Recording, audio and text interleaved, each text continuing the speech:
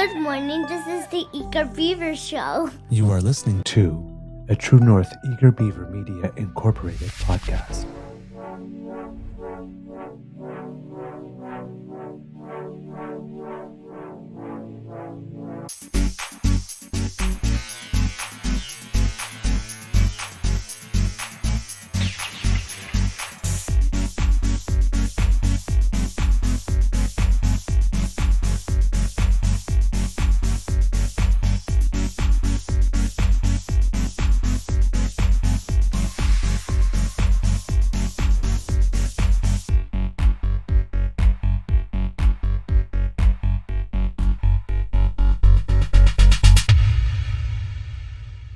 The True North Eager Beaver podcasts are proudly brought to you by our founding sponsors, the Misfit Mysteries from Corvid Moon Publishing, your source for science fiction, fantasy, and cozy mysteries featuring a broad diversity of characters, CanadianTarot.com, your uniquely Canadian online eclectic tarot community, and the Peppermaster, hot pepper sauces made from farm-fresh ingredients to thrill your taste buds and expand your mind.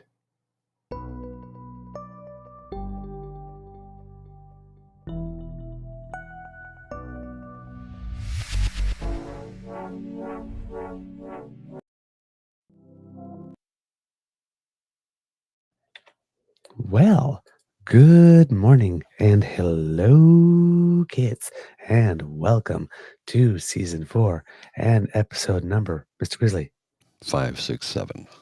567 of the Daily Beaver Morning Show here on the Cryo Media Network. Yeah. Today, recording day is Monday, January 27th. Holy shit. Where did the month go? Yes, or as we call it here at the Beaver Lodge, Justice Hoag's Report on Foreign Interference Eve. It's true. This is true. Yes, this is very true. Yes, Mr. Beaver, there is a Satan clause. To those who celebrate. Yes, Mr. Beaver, there is a Satan clause. Mm-hmm. Oh, yes. A Santa Claus. Sandy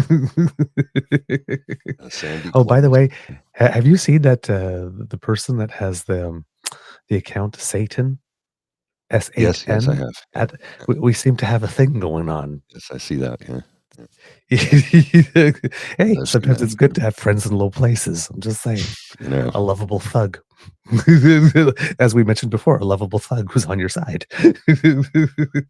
Satan keeps on saying, I'm not evil, I'm just misunderstood. Well, I mean, you know. All right. Pissed off a lot of people just saying that. Hey, he's just a middle manager down there. He has a tough time. And I like to help. What can I say? I got a light that died on me here. I gotta get it fixed. That's why the shadow's so prominent this morning, because that light just died. So, yes, the report will be coming out tomorrow. So, will be tabled. Mm-hmm. Or delivered to the government tomorrow or to Parliament. I'm not sure exactly how it works for this type of thing, but no guarantee yet that the public, unless Justice Hoag did the same thing as Robert Miller did in the United States, as prepare the redacted and the unredacted versions of the report at the exact same time so that they can be released. So one can go to the internal, one could go to the external. There might I would assume there would be a couple of days for people to read through stuff and make sure that, important stuff like, because we're talking about intelligence, does get redacted for the public version. But hey, we'll see, because I still have not seen anything in the press anywhere about a date for public release. Just the date that she would deliver it. But that is tomorrow. Woo! So I'm going to be hanging my stockings by the chimney with care tonight. And then hopefully we will have some news. In the meantime, I'm your host, the Eager Beaver, pronouns he, him, hey, Mr. Beaver, and with me is my good friend, Mr. Grizzly. A big thank you goes to our podcast founding sponsors, the Peppermaster, the Misfit Mysteries from Corvid Moon Publishing, and CanadianTarot.com. We've got a decent amount of news for you today. A couple of things happened. But before we do that, Mr. Grizzly, how's your mental health today? It was not great on the weekend. I don't think it's great right now, but I'm muscle through as much as I can. I got a lot of work to do today. Hopefully, I can get my headspace into the place I need it to be to get it done. If that makes any sense. Yeah, it was not the best. It was not the best weekend for me. Yesterday was rough. I made it through the day, and then I did watch a couple of one good football game, one that was a complete blowout. Philadelphia destroyed Washington, like a Ooh. 30-point difference. Well, I saw. Right, I was checking up the scores, and right in the first quarter, I think I saw 14-3, and I was like, ooh. Yeah, well, it kept rolling that way. Washington made a bit of a comeback. They mounted a bit of a comeback, but in the end, they got destroyed. It was 54-24. But it was one hell of a run. Yeah. Well, for the and then of Commanders. course, yeah, it was. They had a good season, and then of course, Buffalo and Kansas City went right to the wire, and that was a good game, start to finish. And I mean, it took the last two plays basically before it was decided. So I have no idea how that one ended up. Buffalo lost by a point, 23-22. No, oh Yes. no, Kid Michael, I'm so sorry for you. Oh, It was a good darn. game. It was a good game. Oh, There was some questionable calls and calls that weren't made in the game, but I thought it was pretty good. I'm a okay. CFL guy, so for me, it was kind of like, yeah, it was entertaining. Yeah, great. Oh man. For my end, I was watching the Australian Open, of course. Saw the men and women's final. Yannick Sinner, this guy, I don't know what he's on, man. But is I think third in a row, if I'm not mistaken. Uh, Mhm. I'm not sure, third Grand Slam in a row or third Australian Open in a row. I'm not sure off the top of my head, but got through Zverev in 3 sets extremely efficiently. This guy is so fast around the court. It's ridiculous. He's everywhere. And on the women's side, after 46 appearances in Grand Slams, the United States Madison Keys finally won one. She was Oh, in one final against Sloane Stephens at the U.S. Open 1 year in her first one. Like I said, for her two, yeah, she wasn't on the court long that one, and she never thought that she would get another shot. But apparently, over the past last year, at some point, she changed her serve completely, and then they just said, just start hitting it as aggressively as you can. Apparently, during the tournament, once or twice, she hit a return back at something like 98 miles an hour or 88 miles an hour, like as hard as Djokovic hit one back at one point. She's just slamming that thing. wow. It's like, holy crap. But like, you couldn't, I don't think that there's a tennis fan out there that does not like Madison Keys. She's just the nicest person. Right. So it's like, I don't, I can't imagine, except for Arena Sabalenka, who lost to her and her team, who was also going for her third straight. She would have been the first since Martina Hingis to do it. But I mean, how can you not be happy for Madison Keys? I mean, it's just like she's just one of these people that you pull for. So it was some pretty feel good tennis all around, and I still haven't watched the doubles finals yet. So I've got 3 more to watch, but that's been a lot of fun. For my part, Kits and Cubs, the last week, Thursday, Friday, and Saturday, I got to curl in a big bonspiel, big bonspiel, the biggest one in Eastern Ontario, and I haven't bonspieled like that in at least 5-6 years. We have little day spiels at our club and stuff like that, but not a sort of a regional one. And we had the good fortune of being with a guy named Peter Anderson, who happens to be the son of my mixed doubles partner from last year, and has worked around the world to help smaller nations like Kosovo and Guyana and whatnot develop some curling so that they could participate in international events. So, and by virtue of doing that, once got to participate in the World Championships of mixed doubles. And a couple of years ago, nationally at the Everest, the club championships, the national club championships. So a pretty good skip. So it's basically the first time I've ever got to curl under a skip that's really curled at a high level, which is something I waited for all my life, right? And we had a pretty good spot spiel. We lost the first game, right? So, you know, so we start in event 1 and there's 8 events, so that drops you to event 4 right away. But then we remained in event 4 and we got all the way to the semifinal, where we met a team that just was a freaking steam train. Freight train just hit us. They were so good. I think they might have missed 3 shots the entire match. So they were just, no matter how good we were doing, they just had the answer for everything. So that they deserved the win. They simply outplayed us. But that was so much fun. And personally, I did pretty well. Nice. So it's a high stress situation, right? It's a bonspiel. It's a big one. You don't want to let your team down. And plus, you're getting this opportunity to curl with someone who knows what they're doing. So, you want to show well. And I played 4 games in a row, 2 different sheets of ice, because we were, 2 different sheets of ice, 2 different curling arenas, because it was at the game matches were spread out. And in every single one, I was consistent, pretty much reliable, missed a couple of shots here and there, but often, sometimes, frequently, I was the one getting something in the right position that made it such that we could score, or sometimes even digging us out of an early hole. So, boom, I played, pardon the pun, like a freaking rock star.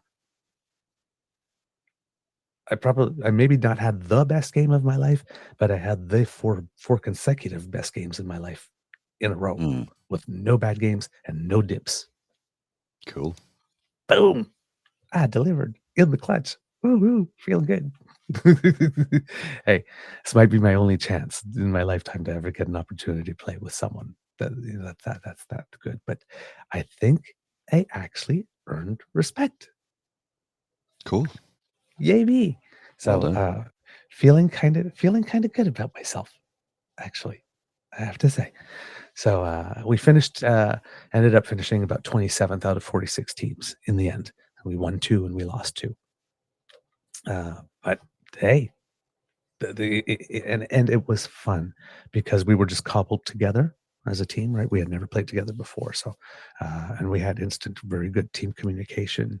And so it was just fun. It was positive experience all the way around. So thank you, Peter. Thank you, Ian. Thank you, Michael. And thank you, Graham and Rick, who had to come in and step in once or twice because Michael, unfortunately, was a little ill and had to miss the first 2 games, but then was able to join us for the rest. So we had some very kind people come in and spare for us at the beginning as well. So it was a wonderful time. I had a great time. We did. You might see some pictures up there a little bit. We did take one picture we weren't supposed to, where we lifted up the trophy and we're holding up our hands with number 1.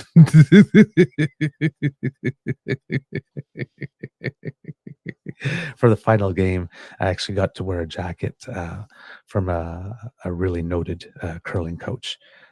So it had it was like an actual Team Canada jacket. Cool. They're so soft when you put them on. They're polar fleece lined on the inside. Oh, they feel so good. You feel like a champion when you wear one of those things, I have to say. And it fit. Yeah. Unfortunately, I had to give it back, but not before I got a couple pictures in it. So yeah, it was a great bonspiel. I had a great time. And Cool. my beaver sweetie got to go to Ottawa with some friends at the same time. And he's learning to skate. And on the first day, they went like 3.2 kilometers and came back. But yesterday, they went all the way to the other end, like this, and then Ubered back. So my beaver sweetie skated the whole length of the Rideau Canal. Well, good for him. Yay! It's a bit of a slog. It is. He came back, so he's pointing to the outside of his thighs. Says, "I'm a little sore here." I said, "Yeah, that's normal." Yeah, that happens. All right, kits and So cubs. in bizarre news, I've got something to show you. I don't know if you've seen this yet. Yes. MAGA demands Trump be immortalized on famous monument where all can see. They want to put his face on Mount Rushmore. And here's why. What are we waiting on? We got the votes in the House. I know a guy's going to sign it named Donald J. Trump. Let's get it to memorialize what this man's been able to achieve for this country. What was that again? Let's get it done to memorialize what this man's been able to achieve for this country. What has he achieved? I'm What has he achieved that would be considered, I don't know, good? Yes, worthy of memorializing that way. But seriously, what has he achieved? It's all fantasy. I'm trying to think of one. The rich richer and the poor poorer. There's an achievement. Well, yeah, in that sense, we'll call that achievement. Well, I mean, I guess he would. Jeez. Ugh. All right, here in Canada, let's start with the bad stuff. We had an incident of conservatives behaving badly. Now, so what we call that a average weekday then?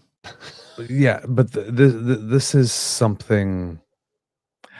If it's an average weekday, let's say they work some overtime and put 3 days work into one.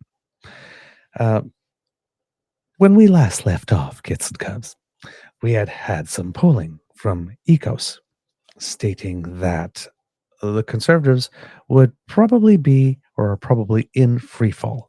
Now, most of the main polling firms still have not picked that up yet, and there are different processes, and some of them take a little longer because some of them have rolling polls and some of them have different types of structures.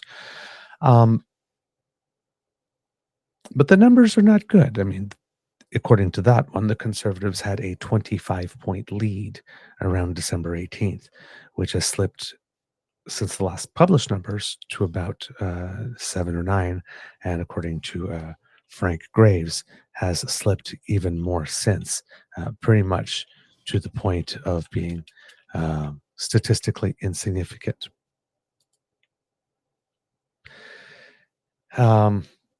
Then, over the course of the weekend, Main Street polling, which again could be an outlier, had theirs showing that there was some narrowing as well in theirs. So not as much, however, but some definitely narrowing in the Ecos poll over there. So there's two polls, and then of course there's the smaller ones that we talked about, Palace and other companies that we've seen that I don't know that much about, that seem to have been indicating a little bit of a bump for the Liberals post resignation or announcement that the Prime Minister would be stepping aside. So all this stuff is happening. But yeah, according to Main Street, if the federal election were held today, how would you vote? Okay. I don't believe in polls, you know that, but they're interesting. Oh yeah, absolutely. I mean, listen, you take it with a grain of salt, particularly Main Street. You'll probably want to take some things with a grain of salt. They have been relatively off the mark a couple of times, but when all of them are saying it or start seeing it, you got to take you have to assume that there's something there, especially if it's sustained over a certain period of time. So Main Street did release some polling, and it does show a tightening, which is very interesting. So it is confirming something that Ecos is seeing. And there's here, it says this is provincial. Silly me.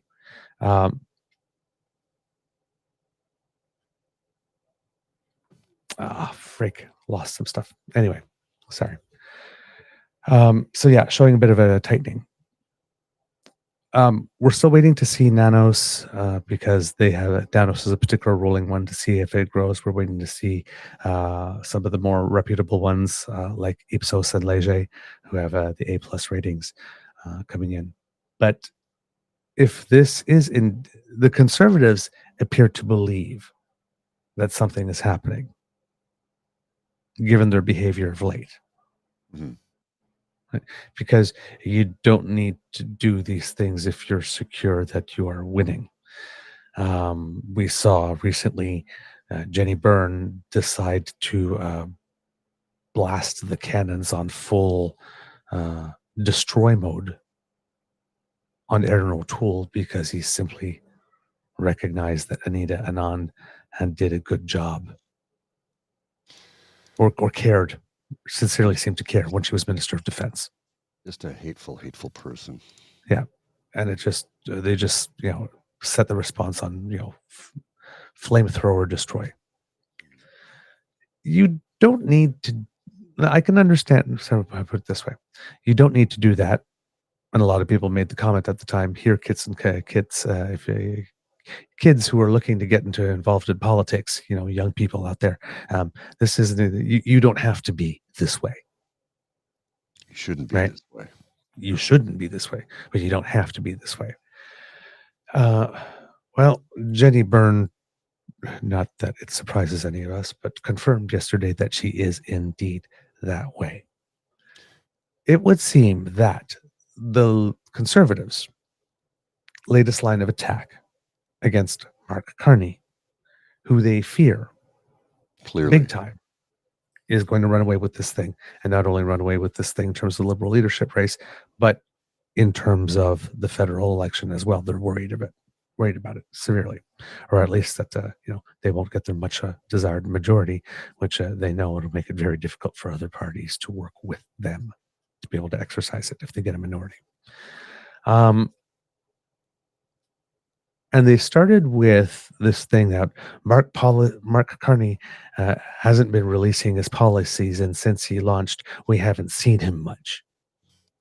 Now, while it's true that we haven't seen him all over media very much, he has been putting stuff out there. Also, one would assume, at least I would, if I was a strategist and you had a certain amount of days, that if you came up and made that good a splash, that you probably would want to lie low for a few days, let other people try to fill the space, see if they make a slip up of some kind, and then slide in. Yes. Especially since you're not technically inside the party yet, even though the party seems to be endorsing you quite well in terms of the caucus and whatnot.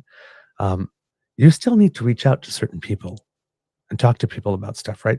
The goal of the leadership race here is to win the leadership. You're speaking to members of the party, right? They're the ones voting in this. Mm-hmm. Right? You don't want to say things that are going to damage you for the federal election, for the general election when it comes. But you do want to say some things that are appealing to the base. Well, he's the one that's not inside the party.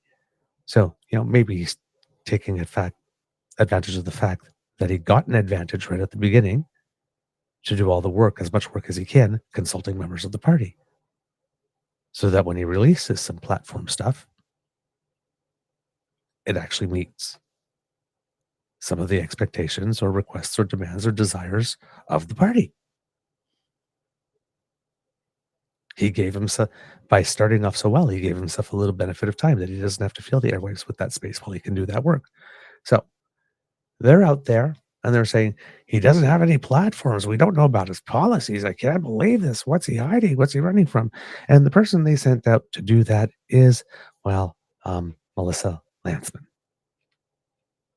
Now, kits and cubs, I will put, once again, especially if you're new to this show, all my biases on the table. I do not like Melissa Lantsman, not one bit. Not one bit. She says she's a member of the rainbow community, and the only time she really talks about us is to use us like a cudgel to hit the prime minister over the head. But she doesn't care about us. Mm-hmm. Like, not at all. Look who she's working with. Look who she's working for. Mr. I'm not aware of more than two genders. Okay. She works for him. Mm-hmm. She said nothing. Of course she said nothing. She never will. right? She wants power. She doesn't give a She's shit. not one of She us. has to kill to get it. I say kill. I mean that Well, metaphorically, not literally. God, let's just let's be very careful about that one. So, um, so yeah, they sent her out and to attack him on that. Now, one of the other reasons, Melissa Lantzman is not someone who's on my fan list, is because Christmas 2023, yes, she appeared on CTV's Question Period, and they were asking about the platform. Mm-hmm. And she said at that time, almost 2 years prior to the election, that we would all have to sit there and wait until that election Right. before we'd get to know What the platform is. what the platform is. Anyway, and now I'm not saying release the whole platform, right? But they haven't But released to anything. start having some real discussions about policy. We're not going to be using this 2-year period leading up to the election to engage you Canadians on policy. We're going to talk at you about other things. We're going to smear you. We're going to do all these types of things. But you don't. Let's just put it this way. It's like politics is let's make a deal with Monty Hall and you get to choose what's behind door number 2, but you don't know what it is. So just vote first and see what you get. Yeah, right? that's not very reassuring. So To know what I'm voting for. But I mean, during those last 2 years, they could have engaged Canadians on a policy discussion about housing or about what. He just came down and says, I've got a couple of things in housing. I'm going to do this. And boom. And that's what it's going to be. I'm going to punish municipalities and I'm going to give you a GST credit on your houses, which is really a subsidy for the home builders, right? And he's going to make enemies of mayors. Mm-hmm. He's going to punish them. He's going to give you a bonus if you meet certain targets. Ooh, then the bonus is not big enough to be materially significant in any way, shape, or form, really, in terms of building new houses. But he's going to punish the frick out of you, though, if you don't do it his way, which really helps build new housing. Right?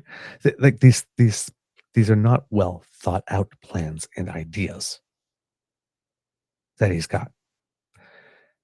So yeah, they have nothing on policy, and they certainly have nothing because it seems that they have not prepared. It seems that they did not plan for the possibility that the prime minister was not such a tyrant and dictator that he would put the country first.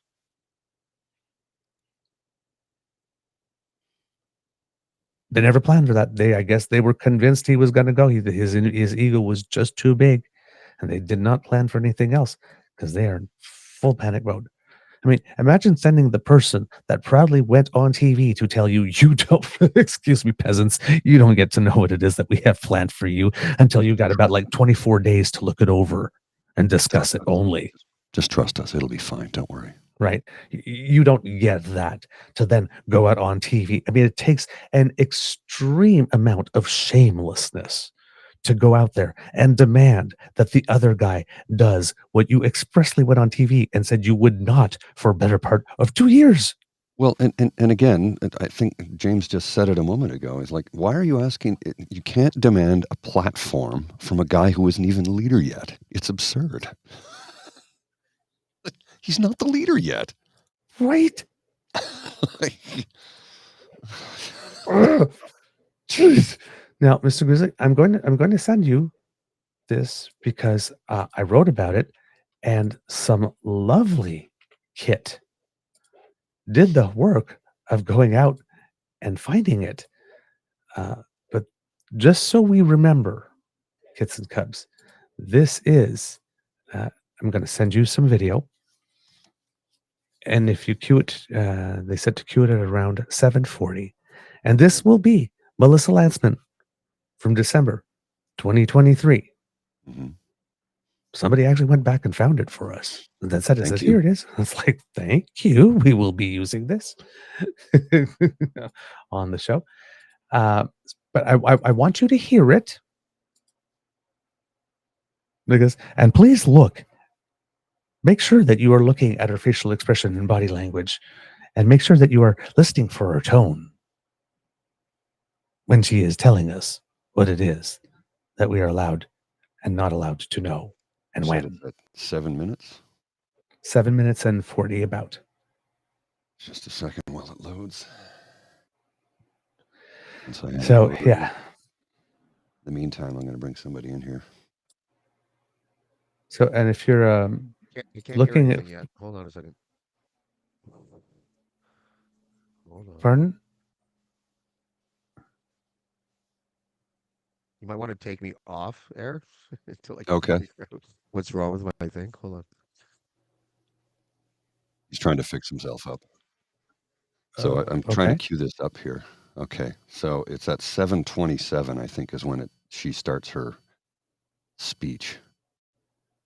Vashi has a question for her, and we'll start it right around there. Okay. Just give me a sec here while I bring it up. Would you? We're going to present a plan during the election to give Canadians the very clear choice. Either you have a government that spends more than we have on things that we don't need or want, including a carbon tax, including cutting that carbon tax, which is raising the price of gas, of groceries, of food, of everything else, or you're going to have a conservative government who's going to rein in the spending so we can lower interest rates, lower inflation, and make sure that people can take more home of what they earn. You're going to see a very clear plan between those two parties in an election. But right now, our job is to hold the government to account. I understand your job is to hold them to account, but Canadians are also looking to see, okay, what are you going to do as a government? I know you're saying you're not going to say to the election, but the Canadians are being told right now by the Liberals that they're not going to have access to dental care. They're not going to have access to cheaper daycare, and they're not going to have access to a Canada Child benefit that have lifted tens of thousands of Canadians out of poverty. Can you tell them today that they will still have access to those programs, or are they potentially on the chopping block under a Tory government? Look, every single place I get to travel around the country quite a bit, and every single place that I go, Canadians are saying the same thing. They can't afford to eat, they can't afford to drive, they can't afford to house themselves. Thousands of people show up at rallies, whether it's in Liberal ridings or NDP ridings across the country, to see our leader provide a message of hope. Hope that they're going to have a government that is going to rein in the spending, that is going to cut the carbon tax, that is going to give them more freedom to do more of what they want with their own money. And we'll have the details in an election plan. But the carbon tax is 0.6%, would shave off 0.6% in one shot. And then we have a green slush fund. And then we've got an Arrive Can app where they spend $54 million. Do I take from that, though, that those big programs are not at threat? That's all I'm asking. These are programs that Canadians have come to rely on. You're going to see our plan and our platform in the election. But it's not us that is on trial. We're here to hold the government to account, and that's exactly what we're going to do every single day in the House. You're not on trial, but it's fair for Canadians to try and see what your party specifically will offer them, as opposed to just opposing the government. It's my job to question them. It's also my job to question them. Absolutely, and you will see that. And we've talked about some of the waste that we're going to cut. We're going to talk about some of we're going to talk about some of the spending that we're going to rein in, and certainly we're going to talk about the taxes that we'll cut, starting with that carbon tax. Okay, I'm going to leave it. So, I mean, this is incredibly arrogant. You think? And since then, right, she said, we're not going to be doing that. We're going to be holding the government to account. Well, we've seen how they've held the government to account since then now, have we? Yeah. Using the House of Commons for clips. That's it. Which is why they want the House to be seated right now for clips. Yeah. That's it. Because they got nothing hijacking committees. Yes. And stalling all business of the House in protest. This is how they call this holding to account. Mm-hmm. Well, I think this is conservatives are scared. Canadians no longer wanted Trudeau, but they want the programs. And I think that is true. I think leader fatigue, right? That was the thing from the budget. People liked the things in the budget, but they're tired of the government. The full economic statement was generally well received by the business and the economic world. But there was Trudeau fatigue, whether it's genuine or manufactured. There was Trudeau fatigue, and it had to We be know a addressed. lot of it was manufactured. A lot of it was manufactured. I mean, Yeah. and that's not even up for debate. All you have to do is look at a newspaper. And again, remember, Post Media, which has most of the newspapers in this country, is 97% American owned. So, and those American owners are tied to the Republican Party and their right-wing evangelicals. So, draw your own conclusion about who controls the medium, because the medium in this case truly is the message. Right. Do you happen to have the clip of what happened with Melissa Landsman? Yeah, I have it here somewhere. I was looking at it a moment ago. Right. So Yeah, here we go. we There's a have couple of different ones. This one here is the Michelle one that's Rumpel-Garner. the longest, probably. I think this is the longer one. Oh, it's 12 seconds. No, that's not the longer No, that's one. not it. Let's see if So, I can find it. Hang on. what the thing here is, I got this news in drips and drabs until I finally pieced it together. But the context is that Nate Erskine-Smith, who's currently the Minister of Housing, who recently became the Minister of Housing in the latest shuffle, he was going to be leaving politics. He decided to stay in. Mm-hmm. One of the nicest guys. Oh, yes. You could possibly want to meet. If there is, if the word sincere or earnest was in the dictionary, it would be his photo. Right. That's likable guy, not afraid to stand up to his own leader when needed. Mm-hmm. Excellent communicator. Very, very, very good constituency MP. And generally well-liked. Well-liked. Many hearts were broken when he said he wasn't running for the leadership.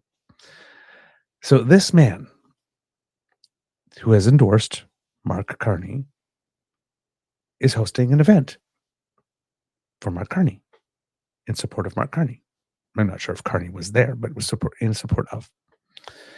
And the Conservative Party of Canada decided that they were going to do some counter-programming on that day, and they decided that they were going to do it, I have to assume, very close to the event being hosted by Mr. Erskine-Smith, judging by the fact that it's January, and in the clip you're going to see, Melissa Landsman is very well bundled up, but he's out in a dress shirt with the sleeves rolled up. So, I'm guessing that she planted herself somewhere where he could see her. Oh, yes. Right outside, right next door is what I'm told. In order to do this. So, when I first heard about it, I saw something from Jenny Byrne posted, which seemed to give the impression that Nate Erskine-Smith was the person who crashed Melissa Landsman's event. Mm. Well, of course. Now, she didn't exactly crash his event because she didn't enter it, but she sure rode the coattails of the event, didn't she? Mm-hmm. She could have done that anywhere at all. This was but she chose to go right into his backyard, went into his front yard. Get up in his kitchen. To do this. I have the clip. I have the long one. So let's see what happens. Neil Erskine-Smith, who endorsed him before the event. Conservative Deputy Leader, though, Melissa Landsman spoke, accusing Carney of refusing to answer questions about his plans if he wins the race. She also accused Carney of offering Erskine-Smith something in exchange for his support. This is a guy who might be prime minister in 6 weeks, and he has yet to announce a single policy or what he has promised Mr. Erskine-Smith, who is just about... I think that's rich when 2 years ago she was asked about a platform and had nothing. And now she's doing this to a guy who isn't even the leader yet. And again, the tone. The tone. Right. The tone. Pearl clutching. To endorse him, the radical drug advocate. So I think that Canadians, drug advocate? I think that Canadians deserve answers. I think Canadians. Welcome to the BTC store. Thank you. I want to know what you promised Mark Carney. I want to buy you a drink. Perfect. We want to know what Mark Carney promised Mr. Erskine Smith for his endorsement today. So I hope that you. So some of the outrage was about the way he manhandled her. But let's back. I'm going to back that up because she touched him first. Manhandled in quotes. Yes. Skippy air quotes. She touched him first. If you want to get typical, if you want to get technical, is what I was trying to say there. We'll just go. I think that Canadians deserve answers. I think Canadians. Welcome to the BTC store. Thank you. I want to know what you promised Mark Carney. I want to buy you a drink. See? Yeah. She reached. Listen, they shook hands. Right. She reached out a little bit to sort of like tap him a little bit on the side. He put his arm on her shoulder, you know, that type of thing. You can see they're giggling. Mm-hmm. They're being, this is not adversarial. No. In any way that they're chatting, right? See, they both reach out, touch each other, right? You see that right there. Yes. But so apparently, to Miss Jenny Byrne, and I use Miss lightly here. See you next Tuesday. So did I say that okay, out loud? Yeah, I think you did that. I think you did that. It would appear. I didn't do it. Yes, I didn't do it. So yeah, she decided that this needed to be reframed. And the reason I'm bringing this to you in this particular way, Kits and Cubs, is because you know that your party has nothing mm-hmm. going on, when what you need to do is actually show up to where another person is doing an event, or where somebody is doing something in support of another person, to try to disrupt it, to manufacture a moment. Yes. So I'm taking this as a sign that the Conservatives have done tons of opposition research on Mark Carney and have come up with pretty much nothing. Yeah, it would seem so. So now they need to go to a Carney supporter who's a radical, and try to provoke something, provoke a moment that they can get on camera and that they can spin. So they show up. He comes out, right? I'll buy you a drink, because I don't know if the event was at a pub or at a bar, his constituency office, wherever it was. But I'm guessing, let's say it was at a bar or establishment like a restaurant. He's inviting her in to buy her a drink. So he's there, and she calls him a radical drug advocate or something like that, right in front of his face. He's like, "Oh, come on, really, radical drug advocate?" And someone who got something from Carney in exchange for his endorsement. So she's making two allegations about him, right? Mm-hmm. Yeah. That he's a radical drug advocate, and that he's the type of person that would have gotten something in exchange quid for pro supporting quo, Carney. basically. Like this. He doesn't actually genuinely support him. What did you get? Right there, in front of him. Just saying it. So he interrupts the moment. And this is where Jenny Byrne comes in, because Conservative Party of Canada playbook, play number 127, is when you are holding a press event in which you plan to tell a lie about someone, and it happens to go wrong because about certain someone about whom you're telling a lie happens to be there and doesn't allow the lie to stand. Well, no worries. No worries at all. The show must go on. So they'll feign outrage and clutch their pearls over the manhandling. So yes, he put his hands on her, offered to buy her a drink. Therefore, he is creepy. And we all know what creepy Manufactured means, outrage. right? Yeah. Predator. Yeah. Predator. Nate Erskine Smith. Predator is Yeah, what they're that's- trying. The nicest guy. They're reaching. They're really reaching here. I mean, really reaching. Nate is from Linda M. Nate is known for working collaboratively with the other parties in the House, trying to get people to agree on something that benefits all sides. She's trying to turn it into something nefarious. Exactly. Okay. So remember when the Conservatives did the Paul Martin supports child porn thing? No, I don't remember that, actually. Sorry. Ah. I don't recall. Yeah. Oh, yeah. They did that. It was a big scandal. Of course they would. When it happened. They released a press release say that something like, does Paul Martin support child porn? And then they turned it back, and then they released it with some other type of wording. But the suggestion was because the Liberals did not agree with the Conservatives' policy on a certain thing, that therefore they supported child porn. And that did not go over well, because saying that someone is a pedophile or supports child porn is some of the worst things that you can say about another person. Well, up there is saying that someone is implying that someone's a sexual predator.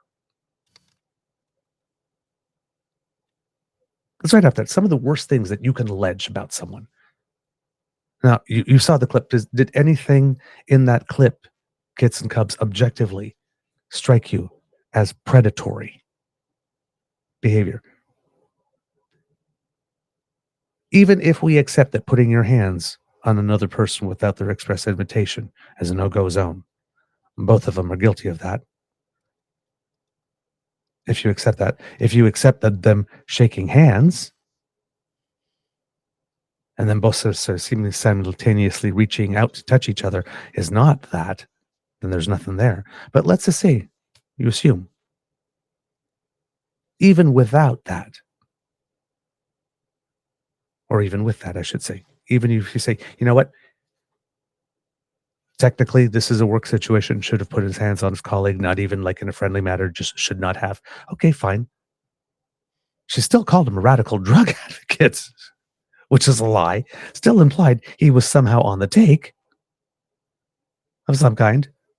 What did he get in exchange for it? And they're still spinning this as a predatory move. Could have just been, you know what? Hey, not okay. Not okay to touch. They could have just left it at that. But no, didn't respect personal space. I have to step away for a minute. I'll be right back. I'm going to bring James in so you guys can go back and forth on this. I'll be a few minutes. I got to take care of something. Okay. But that he's a predator? Like, come on. Hey, James. How you doing, my friend? Oh, I can't hear you at all.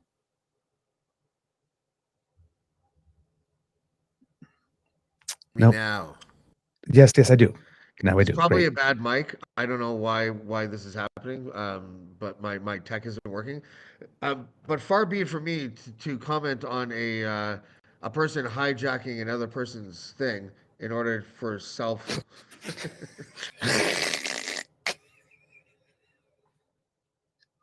Smooth, my friend. Smooth. Oh no, now he's frozen in that position too. Oh no. So the plug is permanent. The Lanceman hijacking of a Carney event.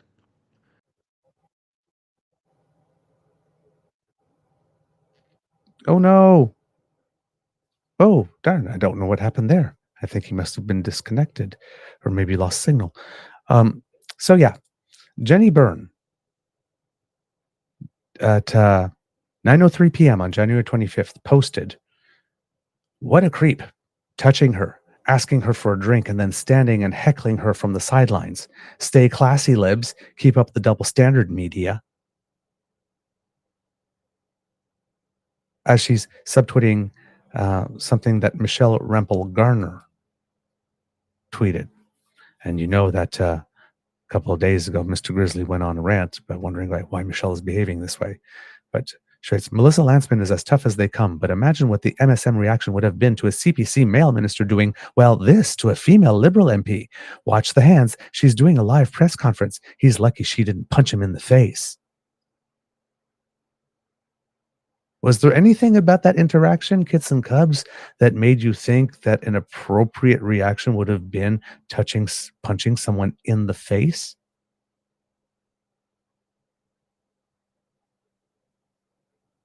Advocating violence now. And this is Michelle Rempel Garner's thing, right? Calling the prime minister a fake feminist, calling all liberals fake feminism, putting everything through that lens like this, but twisting it. I mean, you realize that we have the party right now that has a leader that's campaigning on anti-woke. Right? Everything I don't like is woke. Using wokeness right here. So it's not that conservatives are against woke. They love woke because they weaponize woke. Right? Conservative Party is sounding, Michelle Rempel Garner and Jenny Berner sounding rather woke here at the moment. And then later on, she doubled down on that. Even Robin Urbach came out and said, the only thing worse than liberals making everything into a feminism issue is conservatives whining about a feminism double standard. This was a totally normal interaction.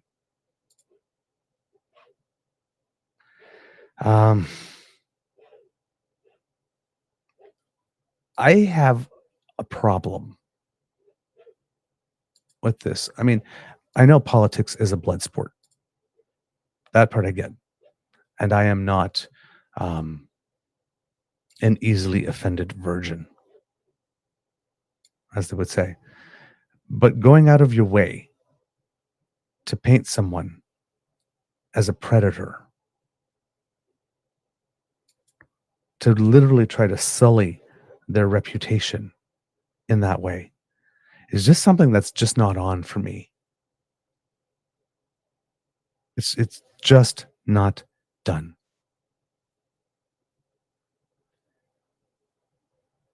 And if they're going into this, if they're dipping into this well right now,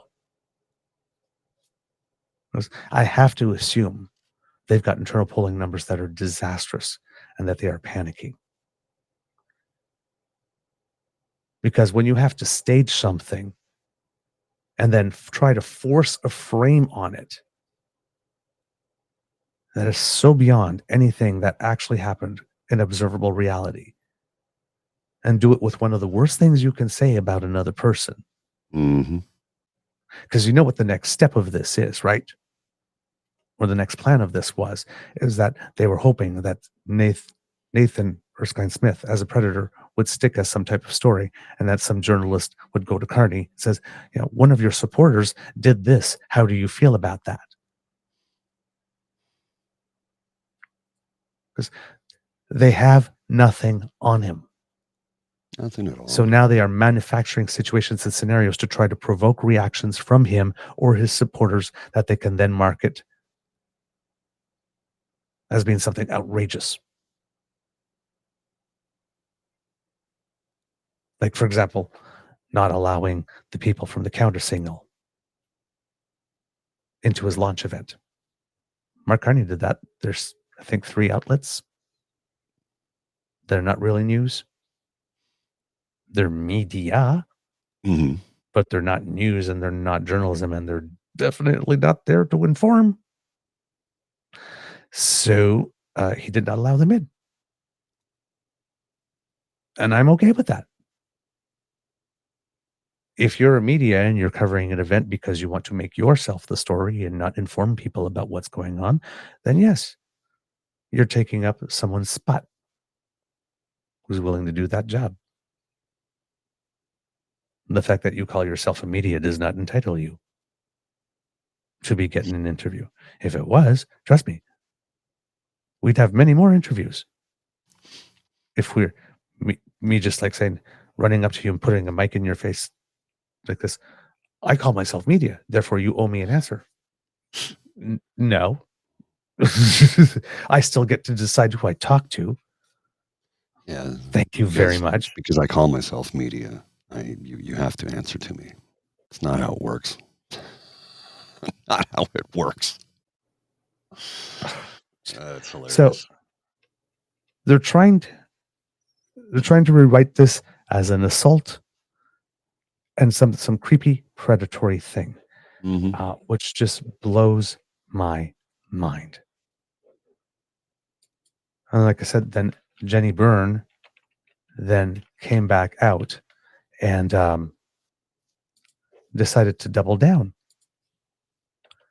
Posted a second tweet about it. And with just the words, "He's a creep."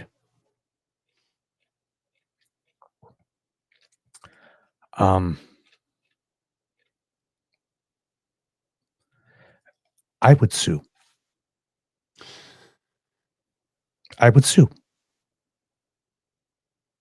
Well, they are saying something.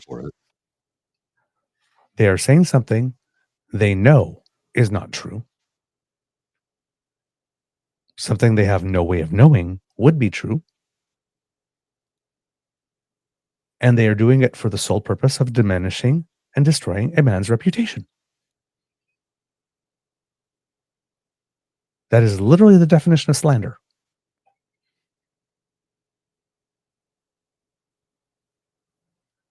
And the thing we don't do in this country is systematically sue these people when they do that.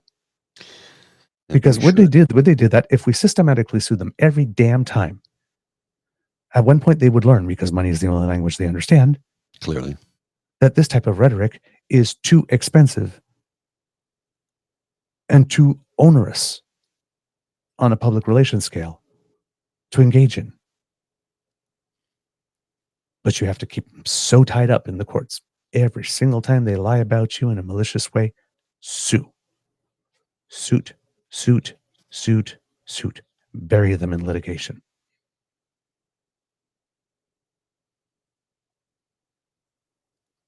Maybe that's what will deter this type of thing. But I am beyond disgusted because you don't do that. Well, when you say they're running scared, here's one graphic from January 17th to the 21st, Ecos. They show a 7-point lead. And again, I don't give a shit about polls. That's 17th to 21st. But if we look at the Main Street, they have it the other way around, a 2% lead for the Liberals, 36 to 34. Yeah, If the federal elections were held today, who would you vote for? All voters. And 36% Liberal, 34% Conservative, 11% NDP, 4% Green, 2%, I guess, People's Party of Canada, 2% Other, and 11% Undecided. 11% Undecided. Oh. Wow. Yeah. Do we have James back?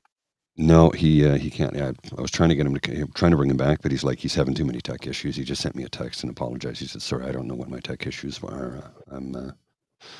It's not working out today." All right, no worries. Then, Mr. Grizzly, let's show you the kits and cubs this. So, we're moving from Melissa Landsman, and this is another sign that maybe the Conservatives are in more trouble than they're letting on publicly. Pierre Poilievre decided to release another one of his letters. Yeah. Oh boy. Demanding that people do stuff on his letter of the opposition, leader of the opposition letterhead. This one is addressed to Mark Carney. So I will read it to you, and then I'll have Mr. Grizzly put it up. And tell me, kits and cubs, if you notice something about the letter. Mr. Carney, I will get straight to the point. The reason that there is a Liberal leadership race for you to run in today is that Liberals admitted that Canadians were done with Justin Trudeau and all the damage he's done to our country over the past 9 years. Liberal MPs threw Trudeau under the bus so they could tell voters they have put Trudeau agenda behind them and everything is brand new. That's not actually true, even though they were trying to nudge him out. The Prime Minister actually did resign on his own eventually.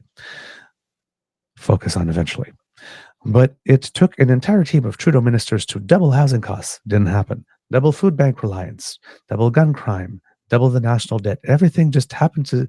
Listen, here's a tip for you kids. When everything doubles, or when they keep on presenting statistics in nice round numbers, like 90%, 80%, 25%, 35%, it's probably a lie. Okay? It's probably made up. Justin Trudeau's team of ministers not only endorsed his agenda, but helped write it, push it, and implement it. Keeping Trudeau's team is the same as keeping Trudeau. So I have a question for you. You could be the Prime Minister in 43 days, and if you are to be any different than the man you are trying to replace, will you commit now to banning any prior Trudeau minister from serving in your cabinet? Or will you hire the same Trudeau ministers to pursue the same Trudeau agenda and continue with the same Trudeau failures that the country has rejected? Canadians await your response. Sincerely. And look at the signature. The Honourable Pierre Poilievre, PC MP, leader of His Majesty's Loyal Opposition and Canada's Common Sense Conservatives.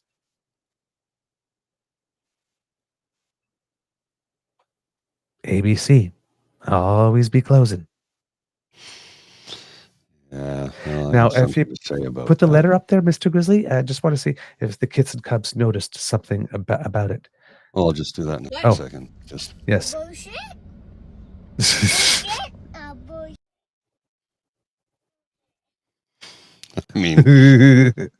I mean that's that kid's been paying attention. Yeah, because that's all it was. Bullshit.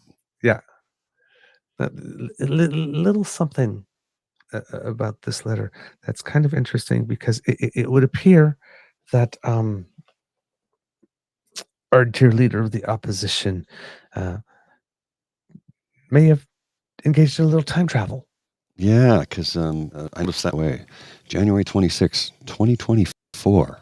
Really? You're going to write a leader of the opposition, an official letter you're going to send to the presumptive leader of the Liberal Party? Presumptive, because they haven't had the election yet.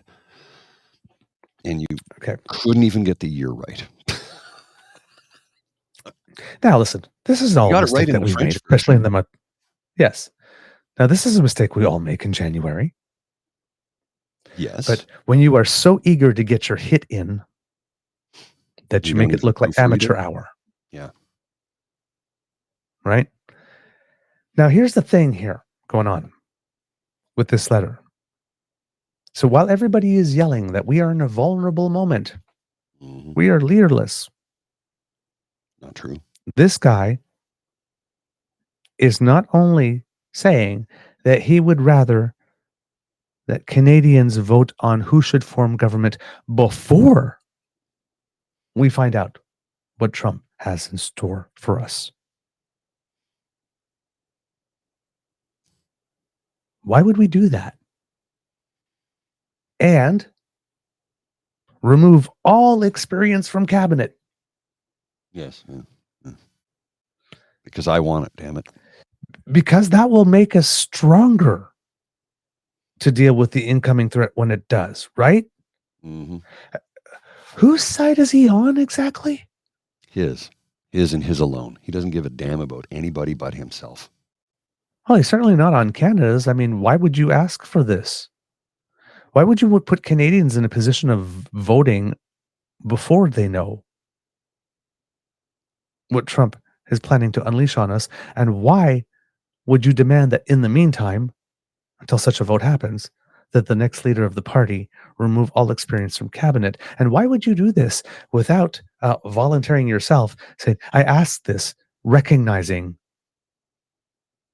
that I served all this time under Harper, and therefore I will have none of Harper's former hires in my cabinet. Right. Maybe.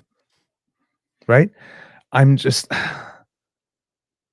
This is not serious.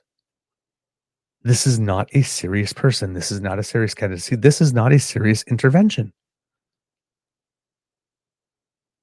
Mr. Carney, will you agree to weaken Canada even more for the oncoming threat to show that you're different than Justin Trudeau? No, because I'm not Justin Trudeau. And the fact that people that work for Justin Trudeau might now be working for me doesn't mean that they're still implementing Trudeau's agenda. I'm the captain now. Look at me. Look at me. Right? This is... And this whole thing that Mark Carney is an insider, it's like, because people have asked for your advice as either a consultant or an expert in something, doesn't mean that the government followed all of your advice. For what they're saying to be true about Carney, Carney would have had to go be with the government the entire time and say, this is the economic plan that you need to put in place. Do this. And the Liberals would have said, yes, we will do that wholesale, sir. I guarantee you that did not happen.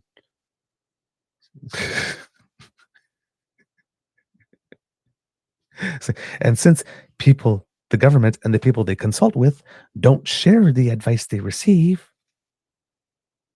what they acted on, what they didn't, they just take the advice and give you what their decision is. There is no way for any of them to know this, but they are stating it as a fact. So they're trying to make him wear his entire record. They're trying to get him to put out policy, even though he's not even the leader yet. And the purpose of a leadership campaign is to speak to the members. So, I mean, he could spend the entire leadership campaign talking about rebuilding the party and not say a damn word about policy, still win and be legitimate. You're running for the leadership of the party. So even though everybody's looking at it because there's an election coming, it's like, what are you going to do for the country? He literally could stick to, hey, party, this is what I'm going to do for you lately. And be totally fine. He could go to the mic and says, now's not the time to talk about the election. I'm not the leader yet. It's time to talk to the party. Find out what it is they need, how I can make this party as strong as possible for the next election. Once that happens, then we'll talk election. He could keep them in this pattern until the results come in on March 9th. He could do the same thing Pierre's doing. Mr. Poilievre, will you meet with some of the members of the incoming administration? Well, I'm not prime minister yet. Well, newsflash, neither is Mark Carney. If it works for you, it works for the other team, right? And he's not even prime minister. He's not even in parliament yet. He's not on any committees. He's not drafting any laws. He doesn't have anything on the order paper. You all do, though. Don't you? Don't you? So, yeah. Panic mode, I would say. And kids and cubs, it would appear that there might be enough panic to go around. Because in Ontario, it seems that Doug Ford really is going to be going. Seems like he's going to be announcing on Wednesday that he is going. But according to the people at Main Street, again, they've been doing a little polling about that too. And it seems that even in Ontario, there's been a narrowing of the polls that certain pollsters are observing. So I'm not sure whether or not, again, Doug Ford's internals are indicating that. And again, this would be Main Street related. So people are saying, with a grain of salt here. But if a provincial election were held today, how would you vote? Mm-hmm. Decided in leading voters. Ontario PC, 36. Ontario Liberal, 29. Ontario NDP, 23. Ontario Green, 6. Another party, 6. That's a 7-point lead. Only. before the writ is drawn. Now, some people who like to engage in modeling, that type of stuff. Sachet, Shantae. Oh, no. Something else altogether. Different kind of modeling. Yes, the other type of modeling. What the parliament would look like, put it as if you translated those numbers based on what they're coming into writings, would lead to a legislature that has 59 PC seats, 36 Liberal seats, 26 NDP seats, and 2 Green seats.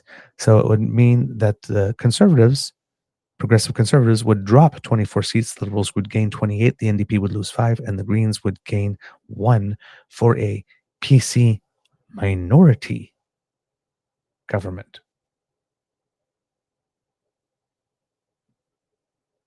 If those numbers held.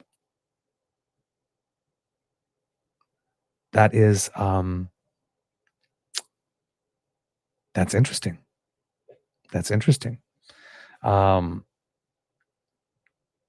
going to hear a lot of stories in the news, a lot about David Peterson's government. Like back around 1990, around Meech Lake and all that type of stuff, was like 50% in the polls, decided to pull the plug early. And a few weeks later, we had Premier Bob Rae.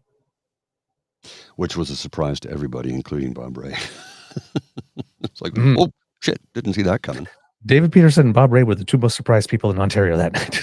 Yes. Yeah. Like, what? And now, correct me if I'm wrong, because I can't remember very clearly, but I don't recall David Peterson being a bad premier. No, people just were mad at him that he tried to take advantage. Yeah. Now, sometimes it works, like in Nova Scotia. Tim Houston tried to take advantage, and he got a bigger majority. Right? Remember, we showed that Theo Moudakis thing, like with all the premiers in the frame during a conference call, and Doug Ford's reading the headline. But if this is true and this is manifesting elsewhere, and Ontarians are not happy and are a little confused by the message of Doug Ford saying, we need real leadership at this time, and that's why I'm going to vacate.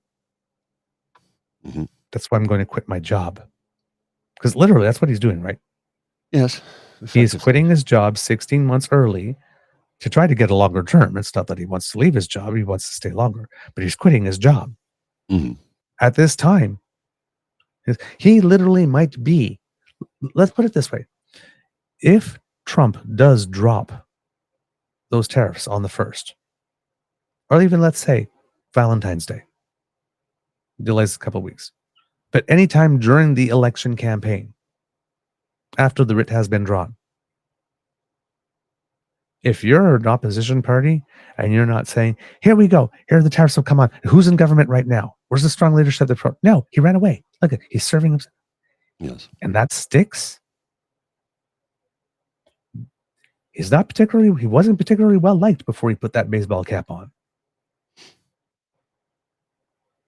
And if some people start remembering Doug Ford, especially if he doesn't really have any policy or platform other than just like give me a stronger mandate for Trump, and has nothing on healthcare, nothing, which is probably what he's trying to do because he does have nothing, and that he thinks, if I run the shortest campaign possible, I can run on Trump all the time. Not have to talk about healthcare and get through. I'm serious. Trump News Network, the TNN. I'm sure that's probably what he will try. I wouldn't surprise me in the least. He certainly can't run on healthcare, and he can't run on housing. He certainly can't run on the solutions because he's already had 2 cracks at it. So if people start to see through it, or if Trump throws us a couple of extra curveballs, but all the things that these people have been saying about the prime minister and how awful it is that he announced to the world that he was going to step aside eventually after an orderly practice, but until that time, he is still the prime minister. Correct.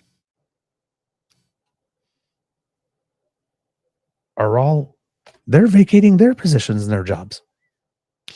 They are creating the vulnerability that they are accusing the prime minister of having created. And worse, we forgot to address. Just happened just the other day. Pierre Poilievre had a $1,750 a plate fundraiser. He's got one tonight too. And he had it at a mansion that is so big it has its own postal code. Yep. And the person who lives in that mansion, again, the mansion is so big it has its own postal code. The person who lives there made his billions off of U.S. health insurance. Yep. So if you're courting that individual, how much you want to bet that he would make the steps and take the steps necessary to eliminate our universal health care and go to a U.S. style system, especially after Trump said the other day, Canadians would have better health care under if they were the 51st state. And I'm like, who in their right mind would believe that? Dude, are you on How crack? much crack do you need to smoke? How high do you have to be to believe that we would have better health care under a system that is A, for profit, B, denies millions any sort of treatment? We deny nobody treatment in Canada. Everybody gets treated. Doesn't matter if you're rich, poor, or homeless. You all get equal treatment. You go to the hospital, worst case goes first. That's called triage. When people say, well, yeah, you don't have to wait a month to get an MRI here, I go, how urgent is the MRI? Emergent, urgent cases go first. I had an MRI within the same day, actually. I was in hospital once. The same day. I was in hospital to get something done, to get checked on, and the doctor said, let's get you in for an MRI. We can squeeze you in right now. We'll get it done. Because they were concerned. Turned out everything was okay. Everything was fine. This is a few years ago. But yeah, emergent cases go first. So don't tell me you can go to any private clinic in Canada and get an MRI right away if you want one. We have them. They do exist. You have to pay out of pocket. If you don't want to pay, you just wait until, your turn. I read something the other day about somebody in Newfoundland said, I had to go all the way to Malaysia to get an MRI. I'm like, really? You flew to Malaysia for an MRI? Why didn't you just go to a private clinic in Canada? Because they do exist. If you could afford to fly to Malaysia, stay there, and get the procedure done, I'm pretty sure you could probably afford a private clinic in Canada. And again, I don't like them, but they do exist. I wish they didn't exist.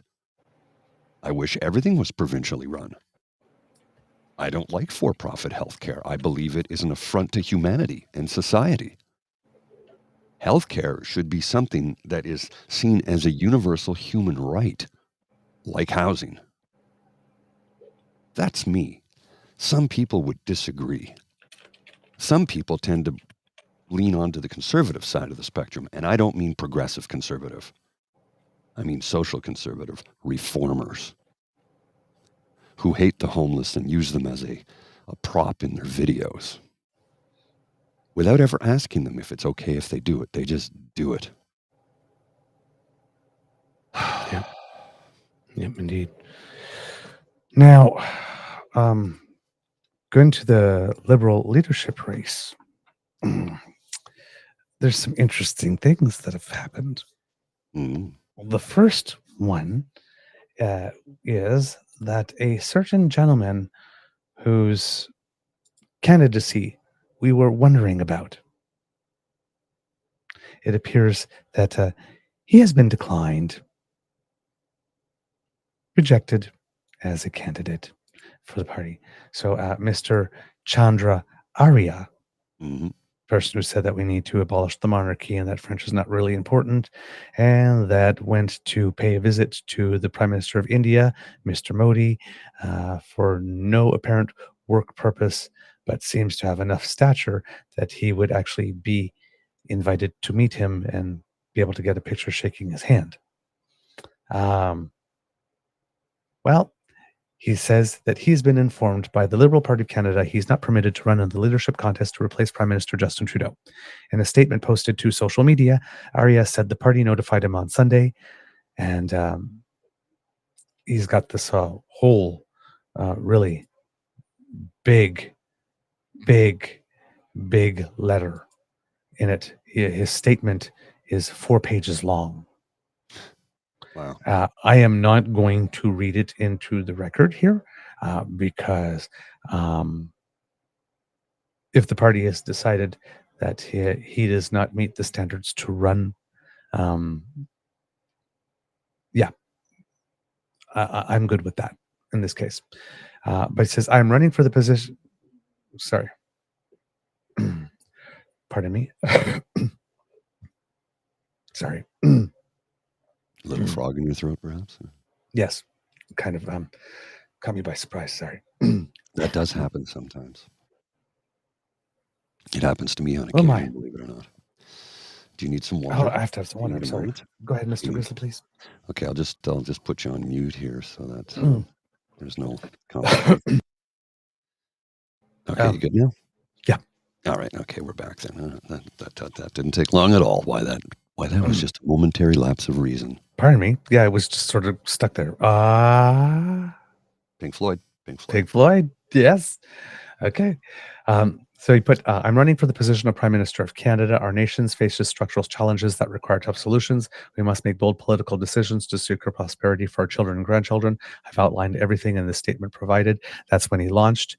And then he said, yeah, so that was the 4-page statement, sorry, when he launched, not for him being pulled out of the race. But for being pulled out of the race, he posted a meme just with hands in the sort of like thank you. And he says, first and foremost, I want to extend my heartfelt gratitude to the hundreds of volunteers across Canada who have worked tirelessly day and night over the past 2 weeks to mobilize support for my Liberal leadership campaign. Your unwavering dedication inspires me.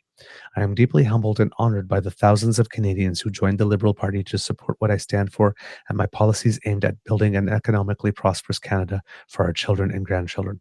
I'm not sure that he has data to be able to state for fact that thousands of people joined the party to help him. I'm just going to sit. Seems like there's a little BS there going on here.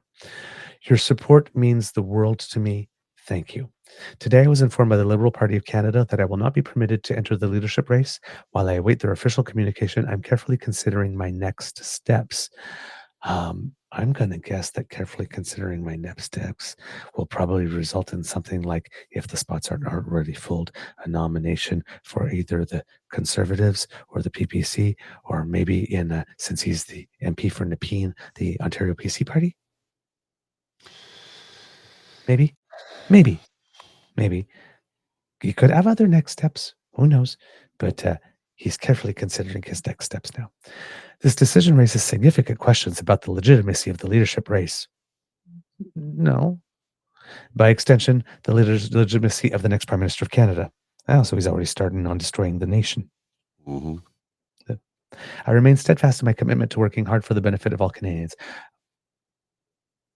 I'm getting the feeling that you are not working for the benefit of all Canadians, sir. With a focused approach, I will continue striving to ensure a secure and prosperous future for the generations to come. Now, he says this decision raises significant questions about the legitimacy. No. You submitted your application. The party rejected it. They did not give a public reason. You're not stating a public reason. And party does have a legitimate right to reject a candidate. There are plenty of reasons. Under Section 4C III of the Liberal Party's national leadership rules, a panel of party officials who vet contenders can find a candidate has not satisfied, quote, mandatory criteria, quote, or a prospective candidate is manifestly unfit for the office of leader of the party. Well, the party must advise the candidate of the reasons for disqualification and weigh the candidate's response in making a final judgment on eligibility. When did this letter come out from Chandra? The statement? Yes. Sunday? January 26, 12:06 p.m. So yesterday, Okay. just past noon. Okay, so the day prior to that, former General Hillier, someone who I used to admire and respect, I've lost all respect for, we need about 250,000 people to join the Liberal Party and vote for Chandra Arya as leader. Seems that disgraced ex-General Hillier is trying to influence the Liberal Party of Canada race. Perhaps you should start calling out these influencers and do something about their illegally questionable activities. Chandra Arya's platform isn't liberal, it's reform in disguise, pushing small government, cutting DEI programs, raising the OAS age, and restricting immigration while prioritizing market-driven solutions. Sounds more like Preston Manning's Reform Party than anything resembling liberal values. Arya's focus on austerity and corporate-style policies abandons the middle class and vulnerable Canadians. This isn't about progress or equity. It's about fiscal conservatism dressed up as leadership. Arya's platform doesn't move the Liberal Party forward. It drags it into the same libertarian space Harper and Poilievre occupy. Right. Indeed. So he hasn't received the official letter advising for the reasons of disqualification. So I'm guessing he's going to get that, and then we'll hear from him again somehow. CBC News has reached out to Arya's campaign and asked if he has received any official reasons for his disqualification. Arya was one of 7 leadership hopefuls who reported they submitted their nomination packages by the Liberal Party deadline of 5 p.m. Eastern Time on Thursday and met the first financial hurdle to enter the race. After the deadline passed on Thursday, party spokesperson Parker Lund told CBC News the party will approve candidates within 10 days. Elections Canada will also need to approve them, he said, which could take several days. So they've got 10 days to approve them, but they've already let Arya know on day 1 that he will. Sorry, we've already seen enough. Thank you, but no thanks. Thank you. Next. Lund said the party will only confirm official candidates once they have been fully approved. In a statement, Arya thanked the volunteers, blah, blah, blah. Arya was the first sitting MP to launch the leadership campaign and vowed to dump the monarchy if he elected. He also said he doesn't speak French and doesn't believe it will matter to French-speaking Canadians. The MP was elected in 2015 and has been a backbench MP ever since. Arya hasn't always been in line with the government's policies in 2023, and this is one of the reasons that I was very not keen of him. He sponsored a petition calling on Liberals to reconsider plans to introduce a foreign agent registry in response to serious allegations of foreign interference in Canadian politics. And there's a photo of him shaking Modi's hand while he was not on India on any government or party business whatsoever that anybody's aware of, but didn't want Canada to have a foreign agent registry. But we've got a public inquiry on foreign interference going on right now where India is playing a star role. Do I need to connect more dots, or is the picture kind of clear? I think it's pretty crystal clear, to be honest with you, but that's just me. I'm just saying. And then the article subtly states, his ties to India have raised eyebrows amid worsening diplomatic relations. Mm-hmm. Last summer, Arya traveled to India and met with Prime Minister Narendra Modi. A statement from Global Affairs Canada at the time said Arya traveled to India on his own initiative and was not representing the government of Canada. During an interview on CBC's Power and Politics, Arya defended his meeting with Modi and said he's met with several foreign leaders in the past. Arya also said he absolutely supported the government's foreign agent registry.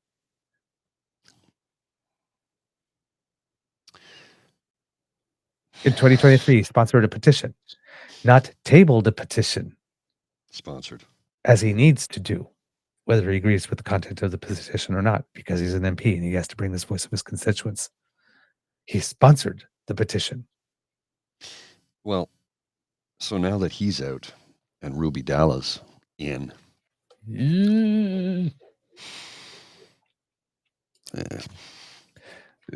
Okay. Our friend Clinton DeVoe, though, pointed something out that I'm going to put on the screen here that I find very interesting. I'll put this on the screen and read it. He says, if Doug Ford is successful at winning the upcoming provincial election in Ontario, it's going to make life much more complicated for federal Conservatives. Ontario voters like mainstream balance with opposite parties represented in Queen's Park and Parliament Hill, Ottawa. Queen's Park in Toronto, Parliament Hill in Ottawa, combined with a revitalized federal Liberal Party, and suddenly Canada will have a competitive federal election again. It also looks like Mark Carney is giving the big red plane some lift as it races down the runway. With Justin Trudeau leaving, defeat for Canada's natural governing party is no longer guaranteed. I agree with him. That's traditionally, if the Conservatives are running Ontario, the Liberals are running the country. And with, you've seen the polls, and again, you know what I think about polls. Yep. But I did say the minute Mark Carney unofficially announced his candidacy on The Daily Show and had that great interview with Jon Stewart, and then he announced a couple of days later, the vibe and the feeling shifted. It went from the sky is falling to, hey, I think we've got a man here that can right the ship. And I've said that myself. I think he's the right man at the right time. I think Karina Gould is the future, and I want her to be prime minister someday. I sincerely mean that, because I think she'd make a great prime minister. She is the future. I think Mark Carney's the man needed right now to steer us through the Trump years, because he's not going to bend over for Trump, unlike Pierre Poilievre, who will do whatever Herr Trump says to him. He will kiss the ring. He will kiss the ring. It's not even up for debate. You know he will. Well, he already is. He cannot. We're now how many weeks now since Trump mused about economic annexation, and he still has not bellied up to a microphone or a camera to give a full-throated defense of Canada. No, he talked the other day about something on an interview on CTV, but it was basically he was acquiescing to Trump for the most part. At least that was my interpretation. Maybe somebody sees it differently than I did. Yeah. So here, Mr. Grizzly, I'm going to have two little things here about Ruby Dalla for you. The first one is the clip that I was looking for the other day that made me a little curious as to her candidacy. Because as we mentioned, it appears that a lot of things have changed. I saw her in an interview recently as well, and there were some interesting statements and interesting deflections, but apparently she's in this race to save Canada. We don't know specifically from what or from whom. She did not state it in the interview, but she's in this race to save Canada. So this is the first. Scroll down a little bit there, Mr. Grizzly.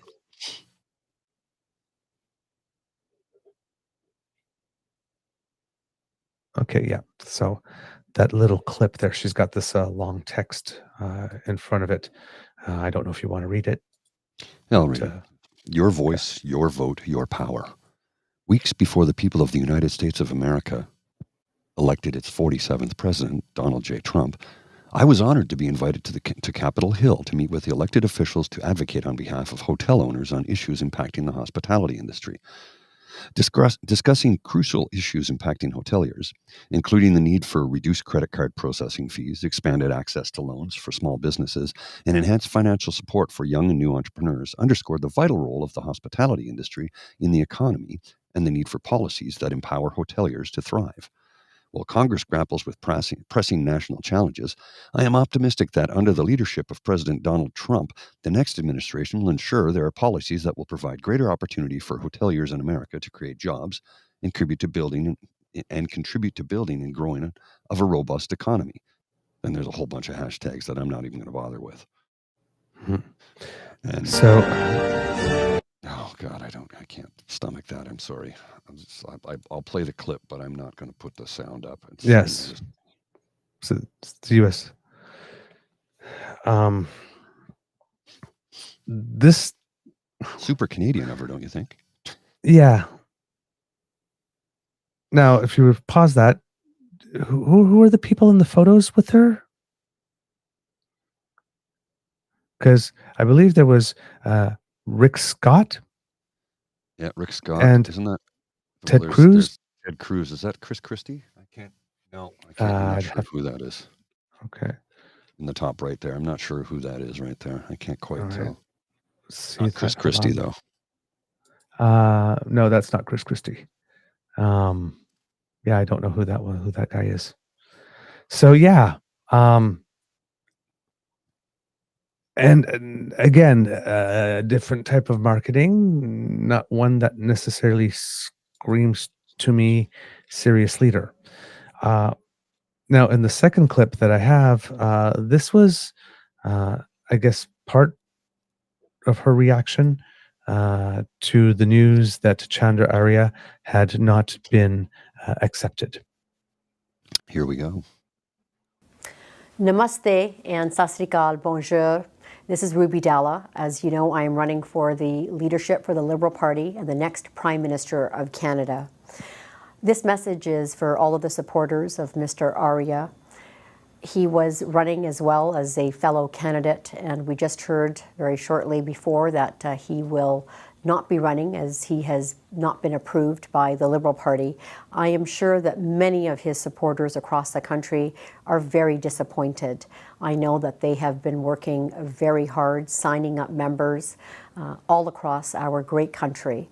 And to all of the supporters, I say to you that in me, you have a very strong voice, a voice that is ready to fight for you, that is ready to stand up for you, and a voice that is going to ensure that your issues are brought to the forefront. The time is very short.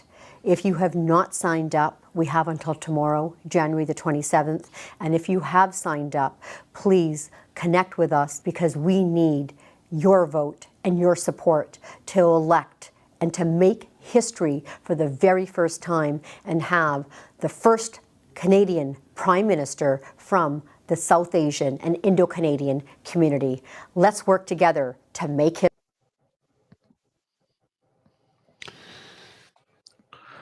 Okay. That should not be the priority. You should see the responses underneath that video. But here's the thing, right? Arya's out. She's in, immediately courting all of Arya's voters when we are wondering about Arya and Arya's voters. So, and then she has this inauguration thing. She went there, like Danielle Smith went to the inauguration before she had announced.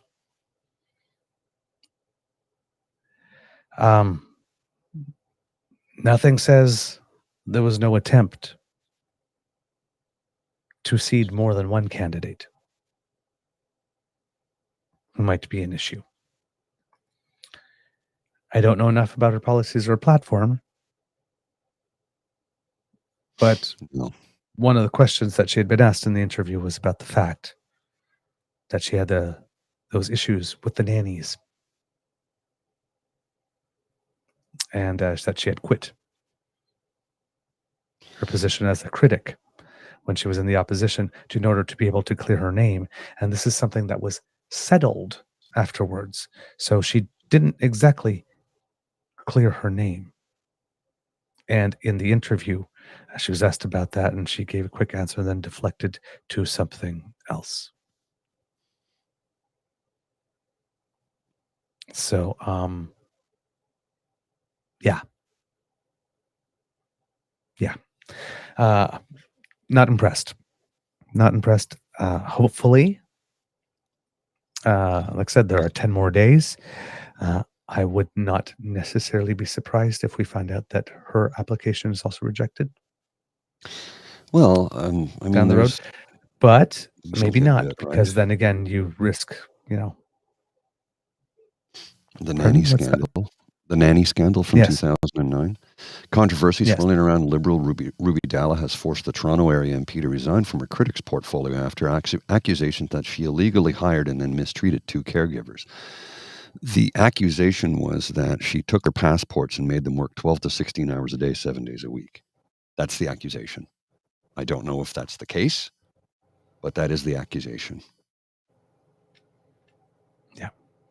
So draw your own conclusion. Yeah. Just so yeah. Now, the other candidate who seems to be having some difficulty of late is Madame Freeland.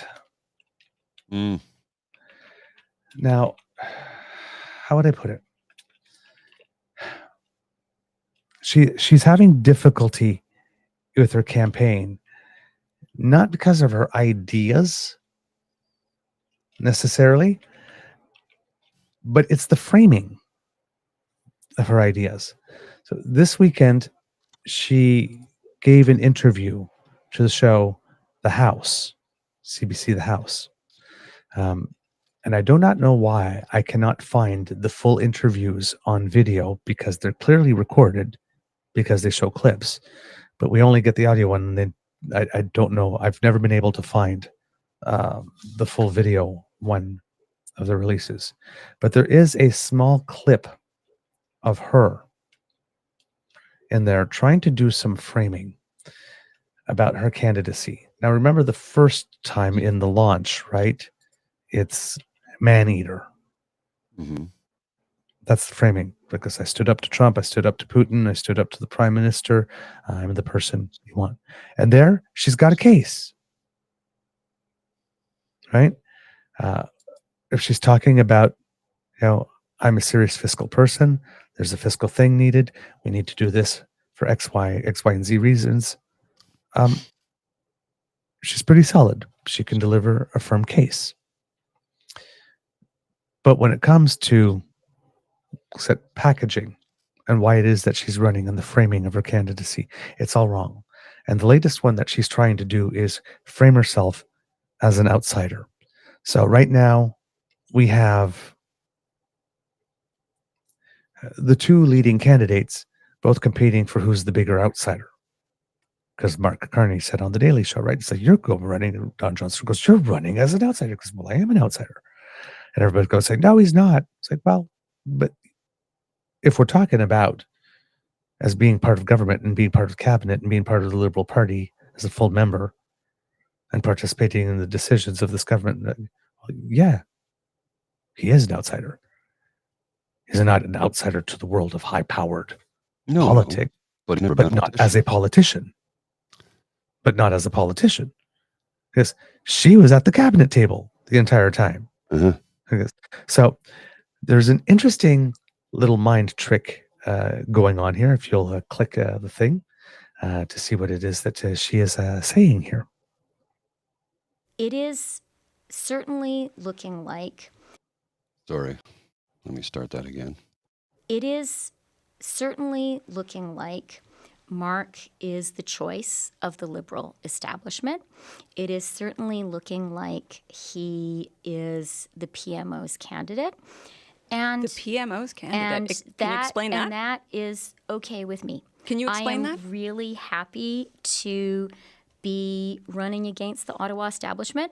I think we need a change. I made that very clear with my resignation letter, and my campaign is about reviving grassroots democracy in the Liberal Party. It's about saying we as a party need to do things differently, and it's about saying if I am elected as leader, if I'm elected as Prime Minister, I will do things very differently. We are completely out of time, but you made an allegation there, PMO's candidate. Can you cite one piece of evidence that that is the case? I said it certainly is seeming that way.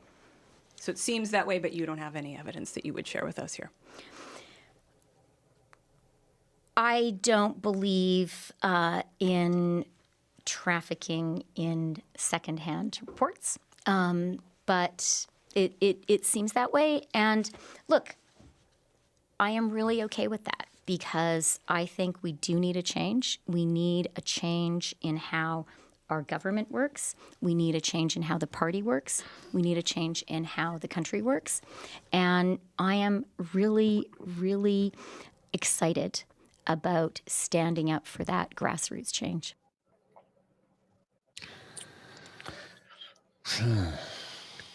That's awful. Terrible. All of it is awful. Yeah. How can she present herself as running against the Ottawa establishment? You were deputy because prime Mark minister. Carney's got more endorsements from the party and part of that. But here's the question, right? It's like a lot of these people have worked with you, some of them for the better part of 9 years. Why are they not endorsing you?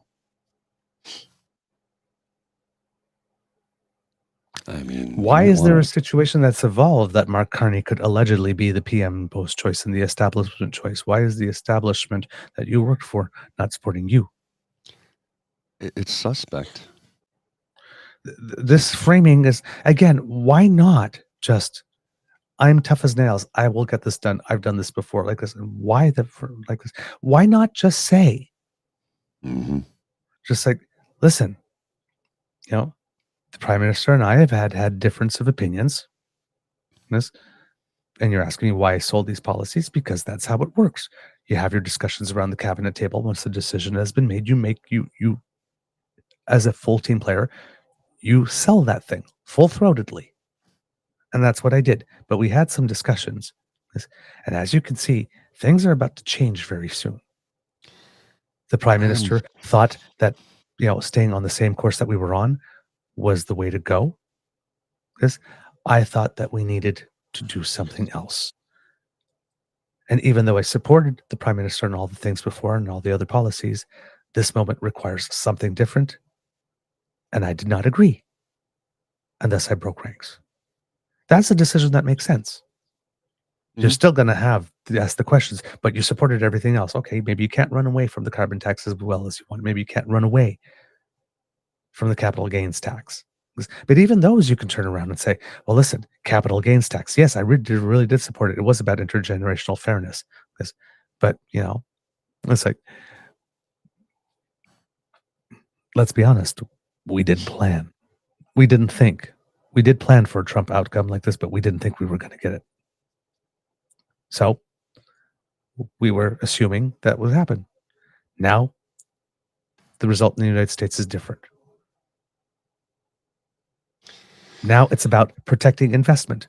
Yes. Because he's doing all this stuff to try and get companies, especially like car companies and stuff like that have plants in Canada and in the United States, or buildings in both, or operations in both, to just abandon the Canadian ones and just go to the United States.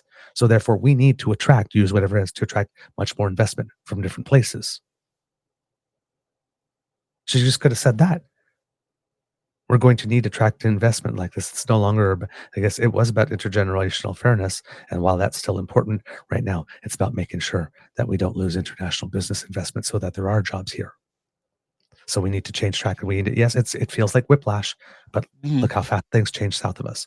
Again, there are answers for this. Oh, yes. Right? Rather than I'm running against the establishment. It's like, why? You are the establishment. This is not going to work.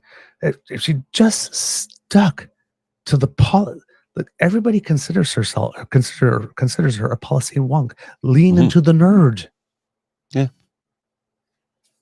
So lean into the nerd. Can you answer me a question here? Now, I know Elections Canada has very specific rules about any type of influence. The only thing we've influenced people to do is, if you want to have a say in who the next prime minister directly is, you can do so by signing up for Liberal Party membership and vote in the Liberal leadership campaign. We haven't suggested who you vote for at all. That's entirely up to you. Vote with who you think is the best candidate. We're not suggesting anybody. Yeah. Who you think is the best candidate, by all means. But this guy tweeted this. This is different. Blocked. Everyone, please register to vote against Mark Carney. Only 10 hours left. Is that not influence peddling? Yes and no. Not really. Okay. Not really. That's why I said that's why I asked the question. Because we did the same thing, right? With Conservatives, like buy your membership, vote in the Conservative leadership race, and vote for not Pierre. Yes. Yeah. Right? So the same thing. But the one that I showed you the other day, the one with our boy, like this in General Hilliers, we need 250,000. That's a different thing. Yeah. Remember, for those of you who remember American Idol, the season that had Sanjaya on, the guy that had the pony hawk, one of his numbers. Okay. He wasn't the best singer by far, but he made it to the top 5. And one of the reasons why it is suspected is that was the first year that there were some anti-American Idol people that were trying to sabotage the show with vote for the worst. It's American Idol, so who cares? But I hear what you're saying. Right? Vote for the worst. So, hey, listen, it is completely fair game for anybody to get a party membership so long as you meet the criteria. Completely fair game. And to vote if you want. But for people turning around and saying, hey, everybody, let's get 250,000 votes together to vote for Chandra Arya, or hey, it's going to be our boy. Really? Yeah. Encourage Canadians to go into the Liberal Party race and to vote for the most arguably the most unacceptable candidate to be the Liberal candidate. Gee, I wonder what the reason for that would be. See, when we urged people to vote in the Conservatives race is to vote against the most unacceptable candidate in order to give Canadians the best slate of choices into the federal election. But they want their members to go into the Liberal race and vote for the worst candidate. All the better to make Pierre inevitable. Mm-hmm. And given how they like to speak about brown people, I'm sure they would love a brown candidate. Yeah. And what better way to deflect about allegations about yourself from meddling in India by saddling the party you're trying to beat with someone who's raising eyebrows because of his connection to India.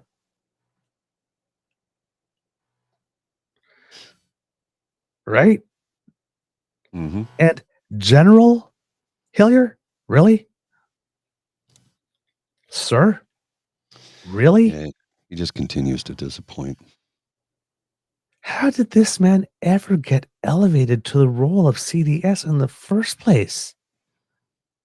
He didn't do a particularly good job when he was there, and then later on he was called upon again for help with the COVID vaccines, distributed them because military people are geniuses with logistics, and this was all about logistics, and he failed at logistics. Yeah. The thing that was supposed to be this calling card that elevated to CDS, and now we're seeing what he's... How the hell did that guy ever get that job? I read his book, and I've met him.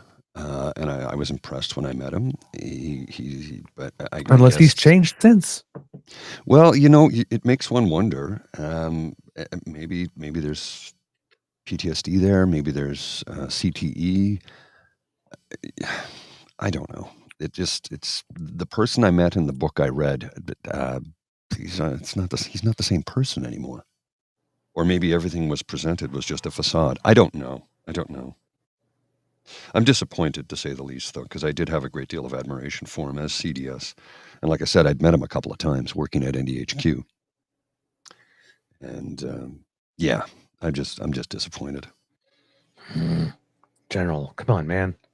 Wrong team. Seriously. Former CDS, if anybody should be clear on what team you're supposed to be on, it's you, dude. Yeah. Jeez. These people. So yeah, we have a race. We now have 6 candidates. There's still X number of days. It might be who knows. It's not the final slate because, like I said, the party had 10 days to confirm. If you do want to vote, however, today is your last day. 5 p.m. Eastern time. It's January 27th. This is the last day to get your thing in. After this point, the race changes, right? Because now what's going to happen after this point is that the party is going to, I guess at some point, they have to verify all the registry people who register and all that kind of stuff. And they're going to make lists available. And then the candidates are going to be contacting the members on those lists to try and secure or sway the vote or pull the vote or, like this. So, okay, I'm not your first choice like this, but would you consider making me your second? Because, it's a ranked ballot. So this is after 5 p.m. today, I guess, or maybe a day or two later once they receive the lists. Campaigning to us as the general public technically officially ends. Now, while we're still looking at this as the next election pregame show, right? So everything that they're doing is going to be considered in a context. Never forget, especially from this point on, they are talking to people who have gotten a membership and their memberships have been approved first, and everybody else second, because they're the people who are voting. And often in party leadership races, there's a pivot from what you say to win the leadership to what you say to win the general. The Liberals might not have that much luxury of a pivot. Okay. I think that's pretty much all the stuff I've got for the big news, unless you have something, Mr. Grizzly. I've got a few tidbits here I want to All share with you. First one is this tweet from Eric Trump that was released and then deleted within 20 minutes. I think you've seen this, right? Yeah. Any and all who dare to defy the American Golden Age, heed this warning. You will lose. Toe the line or we will run you down. The gloves are off and we're not playing around this time. For now it's tariffs, but trust me, we can and will do so much worse. Who knew it was the quiet, dumb one who was the total Nazi? Like, yikes. It speaks. Yeah, I don't really like what it has to say, but it speaks. I didn't see that coming. Yeah, and then this not at one all. from Brian Lilly. This is hilarious, dude. I'm like he can't even. Irony is dead. Brian Lilly. If we want to win in trade and tariff negotiations with the Americans, we better understand what their complaints are. Too many politicians and far too many in the media spout off without having a clue. Truth is, we have our own protectionist policies. Oh, Brian. The most clueless writer there is. Well, I mean, I can't make this up. I mean, yes, indeed. I mean, and the something that you're going to hearing a lot about.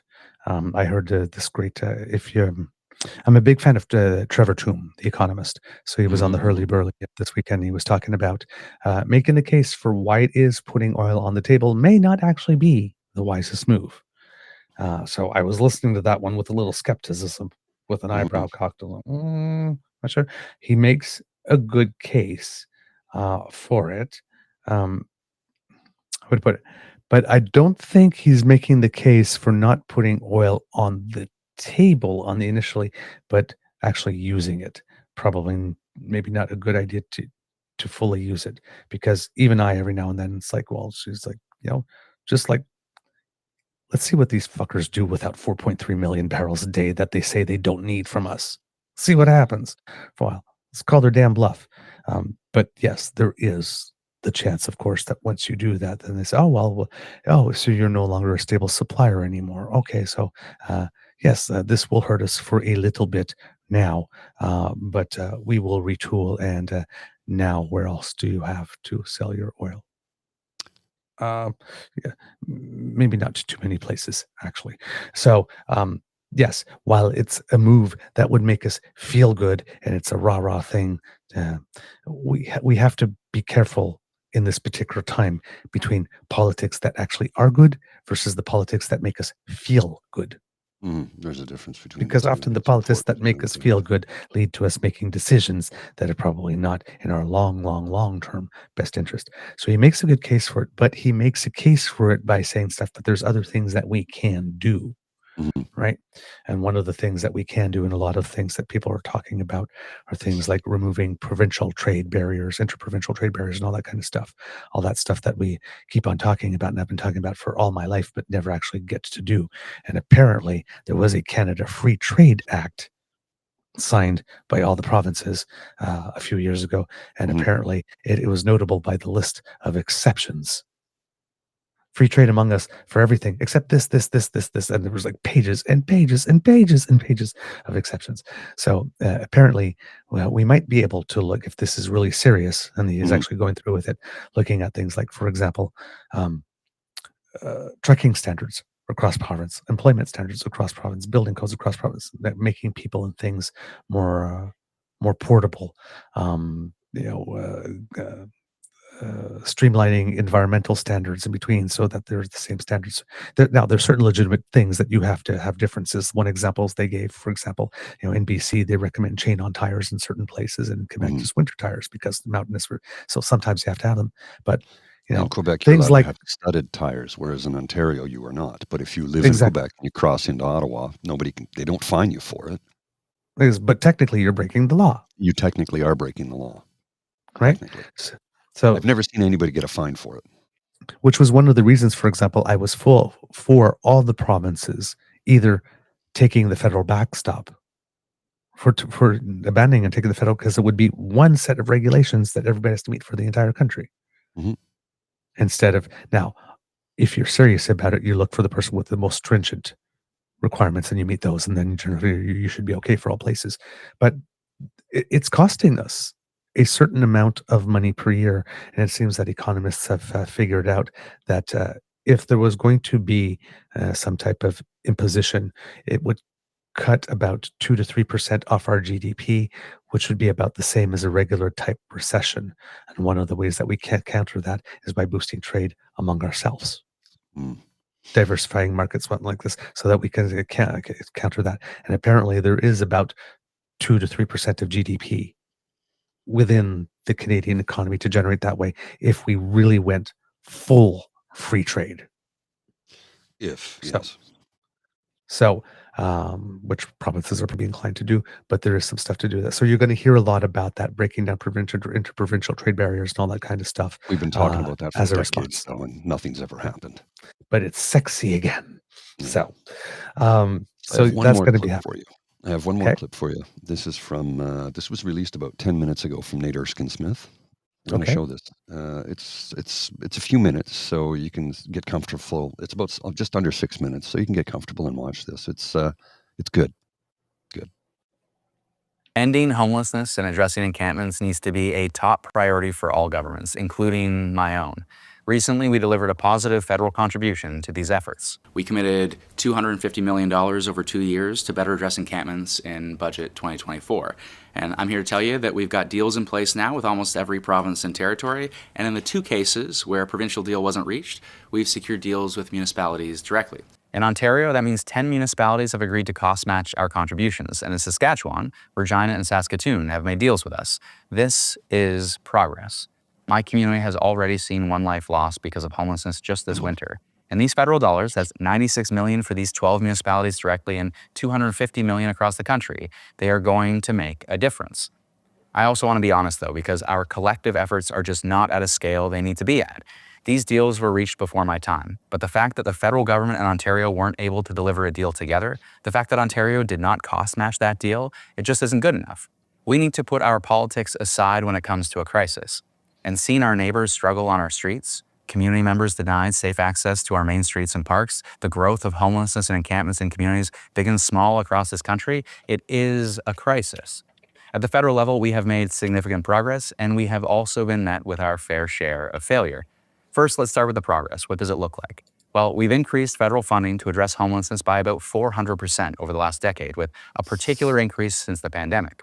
That work includes over $550 million each year through Reaching Home. That's our national strategy that includes funding for housing supports, capital investments, client support services, prevention and shelter diversion, and more. It used to have a clear focus on housing first and likely should still.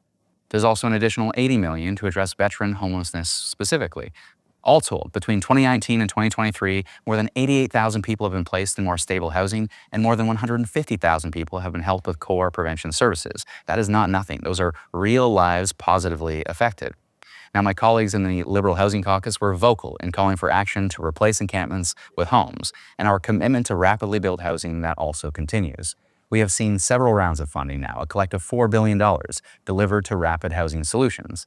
And now, today, there's an ongoing effort at CMHC. It's $1 billion over the next 4 years to continue those important efforts. I also mention our fair share of failures and the need for honesty. Why? Because despite all of these efforts, everything I've just mentioned, we've been tracking in the wrong direction when it comes to the moving targets of either having chronic homelessness by 2028 or ending it by 2030. In May, the Parliamentary Budget Office concluded that the best available evidence suggests that homelessness has increased in spite of Reaching Home. And as a result, the program is not on track to meet its targets with respect to reducing homelessness. The PVO went on to suggest that just cutting chronic homelessness in half would require an additional $3.5 billion every year. Well, the Association of Municipalities of Ontario has weighed in more recently with a report of its own. It reiterated that encampments and homelessness are on the rise and called for a collective $13 billion commitment over 10 years in Ontario alone. Look, I recognize there are other political pressing priorities. Of course there are. I just want Canadians to know that addressing homelessness is an immediate priority for me. And I will work with any municipality and province to make sure we deliver the right submission in the coming budget, and we work faster, we expedite progress where it's needed with CMHC. Beyond the necessary immediate emergency response efforts to homelessness, and they're important, but it can't be said enough. This cannot be said enough. We know that the solution is housing, housing, housing. Housing first. A shelter bed just does not offer the stability that we all need. And this is where I want to call on Ontario specifically to do more, because we've seen Ontario increase its homelessness support. That is a good thing. It should be recognized. But they have reduced the amount they spend on community housing by roughly the same amount. Effectively, as we have ramped up federal spending on community and social housing, the Ontario government has seen fit to reduce its own commitments in this space. And we have seen an almost 10% decrease, even when the federal funding has been accounted for. As the AMO report highlights, Ontario is the only province where responsibility for social housing has been downloaded to municipalities. It doesn't need to be this way, and frankly, it was not always this way. If you track back to the 1960s, sure, it's a long time ago, but under a progressive conservative government, Ontario created a public housing authority that put policies in place that saw a tenfold increase in social housing investments. Lastly, let's agree that we all deserve clean streets and parks. I've got 2 young kids. I want to make sure our public spaces are open and welcoming for all community members. We've got to make sure that small businesses in our main streets succeed. We can all agree on this without denying people a basic sense of dignity. We don't need to threaten the notwithstanding clause in order to do the right thing. And we shouldn't use people's real vulnerability and real struggle for some shameless partisan end. It was about 2 years ago now. Pierre Poilievre, he stands in front of a video in front of a Vancouver encampment, and he grandstands on the backs of people's real struggles. He others those who just needed a hand up. He has since compared Kelowna to a faraway third world country. This is a city with over 200,000 people and about 200 people who are experiencing homelessness. The city's community safety director called the statement disappointing. And I can tell you, there are some other ways to describe a politician who use vulnerable people as props. Again, encampments in our parks is not an acceptable solution. People living on the street is not an acceptable solution. We live in a wealthy and successful country, and there is no reason we can't deliver the communities we all deserve while ensuring that we're treating people, in many cases, the most vulnerable in our society, with the basic equality of concern, respect, and dignity. Now tell me you can't get behind that. Tell me with a straight face you can't get behind what he just said. I can't tell you that because I'm fully behind it. I know you can't, but I'm reaching out to folks outside of our sphere. Yep. You know, those who like to call themselves conservatives. Are you a progressive conservative like John Robarts was? He was by far the best premier the province of Ontario has ever had. And it's not even close. Not by a country mile is it close. He established the community college across Ontario out of thin air. The social housing programs. Ontario Place. Doug Ford is since destroyed. This was John Robarts. He built the province of Ontario to the economic powerhouse that it has been for decades. And it was him who did it. He was the greatest premier the province has ever had, probably the greatest premier in Canadian history. Now, I am a little bit swayed by it because I've read so much about the man. Sadly, he took his own life because he battled with depression throughout his life and lost his battle. And that was a sad end to a once great man. But he did so much work for Ontarians, and by that measure, Canadians. Because we're Canadian first, we just happen to live in Ontario. He was by far the best premier the province has ever had. And Nate Erskine-Smith, who was a Liberal, pointing out how good John Robarts was. Point out the good works of others. This is what I like about Nate Erskine-Smith. He points out the goodness others have done. He wants to make Canada a better place for everyone. And the way even with the Ontario... Sorry, go ahead. The way he called out Poilievre for his stunt in Kelowna that I alluded to earlier in this episode. That's what I want to see more of. Stop using unfortunate people as props to further your political agenda. That is disgusting. They're human beings who need help. And I love what Nate said. They need a hand up. Who else did we hear say that recently? Premier of Manitoba, Wab Canoe. Right. We want to give you a hand up. Not a hand out, a hand up. Yep. This is the messaging I can 100% get behind. 100%. And his endorsement of Mark Carney, okay, cool. Let's see what happens. I think, like I said, I think Mark Carney is the right man at the right time to steady the ship, to calm the waters, because Trump is going full. He's going full on in on Project 2025. Oh, yeah. And remember, who did he admire? Who did he want generals just like? Hitler.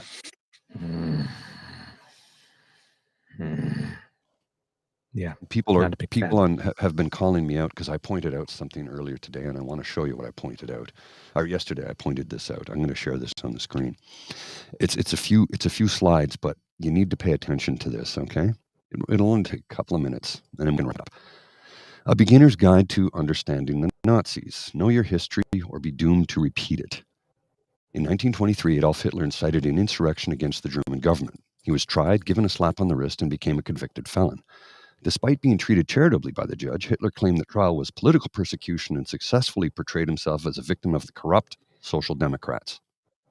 Now, where have we heard this before? Hitler cleverly positioned himself as the voice of the common man, railing against the elites, cultural degeneracy, and the establishment, who he all labeled as Marxist. He claimed the education system was indoctrinating children to hate Germany and promised to return Germany to greatness. Where have I heard that again? Teaching about residential schools gets people to hate Canada and our forefathers like John A. Macdonald, whose legacy we need to revive, or something like that. Right, Pete? Poilievre? To solidify his base, Hitler masterfully scapegoated minorities for the nation's problems, exploiting societal divisions with an us versus them narrative. Many Germans took the bait. Hitler's Nazi Party continued to gain traction until he became chancellor in 1933. Hitler appointed German oligarchs as his economic advisors. When did that happen? Can I remember when that happened recently? Okay. He proceeded to privatize government-run utilities, solidifying support of the economic elite. With the working class divided along cultural and ethnic lines, the Nazis shut down workers' unions and abolished strikes. Where have I heard that before? Progressives and trade unionists were imprisoned and sent to concentration camps. Corporate profits skyrocketed while working class Germans lived paycheck to paycheck. Hitler, who became a billionaire, I don't know if that's true. That I don't know about. It says Hitler, who became a billionaire while in office. I don't know if that is true or not. I question that part. Knew he and his clan of oligarchs could get away with the scam if they constantly had an enemy within to blame, while the corporatocracy robbed the country blind. That is a fact. An easy target was one of the smallest minorities. Hitler removed birthright citizenship rights of Jews and started rounding them up for mass deportations for being illegally in the country. Where have I heard about that again? The German press under Nazi rule highlighted instances of violence by Jews to convince the public that Jewish immigrants were a danger to the, in quotes, real Germans. Hitler wasted no time dismantling democratic institutions. Loyalty wasn't just encouraged, it was demanded. Opponents were silenced. Media that dared to question him were vilified as the enemy and Marxist. Hitler's propaganda minister, Joseph Goebbels, bragged about how the Nazis were able to intimidate the media into giving them favorable coverage and didn't need to give direct orders. The Nazi regime and its followers collected all books they saw as promoting degeneracy, in quotes, or what would be considered woke today, and burned them in large bonfires. They also burned books that promoted class consciousness. Berlin had a thriving LGBTQ community in the 1920s and even had the first transgender clinic. The Nazis burned it to the ground.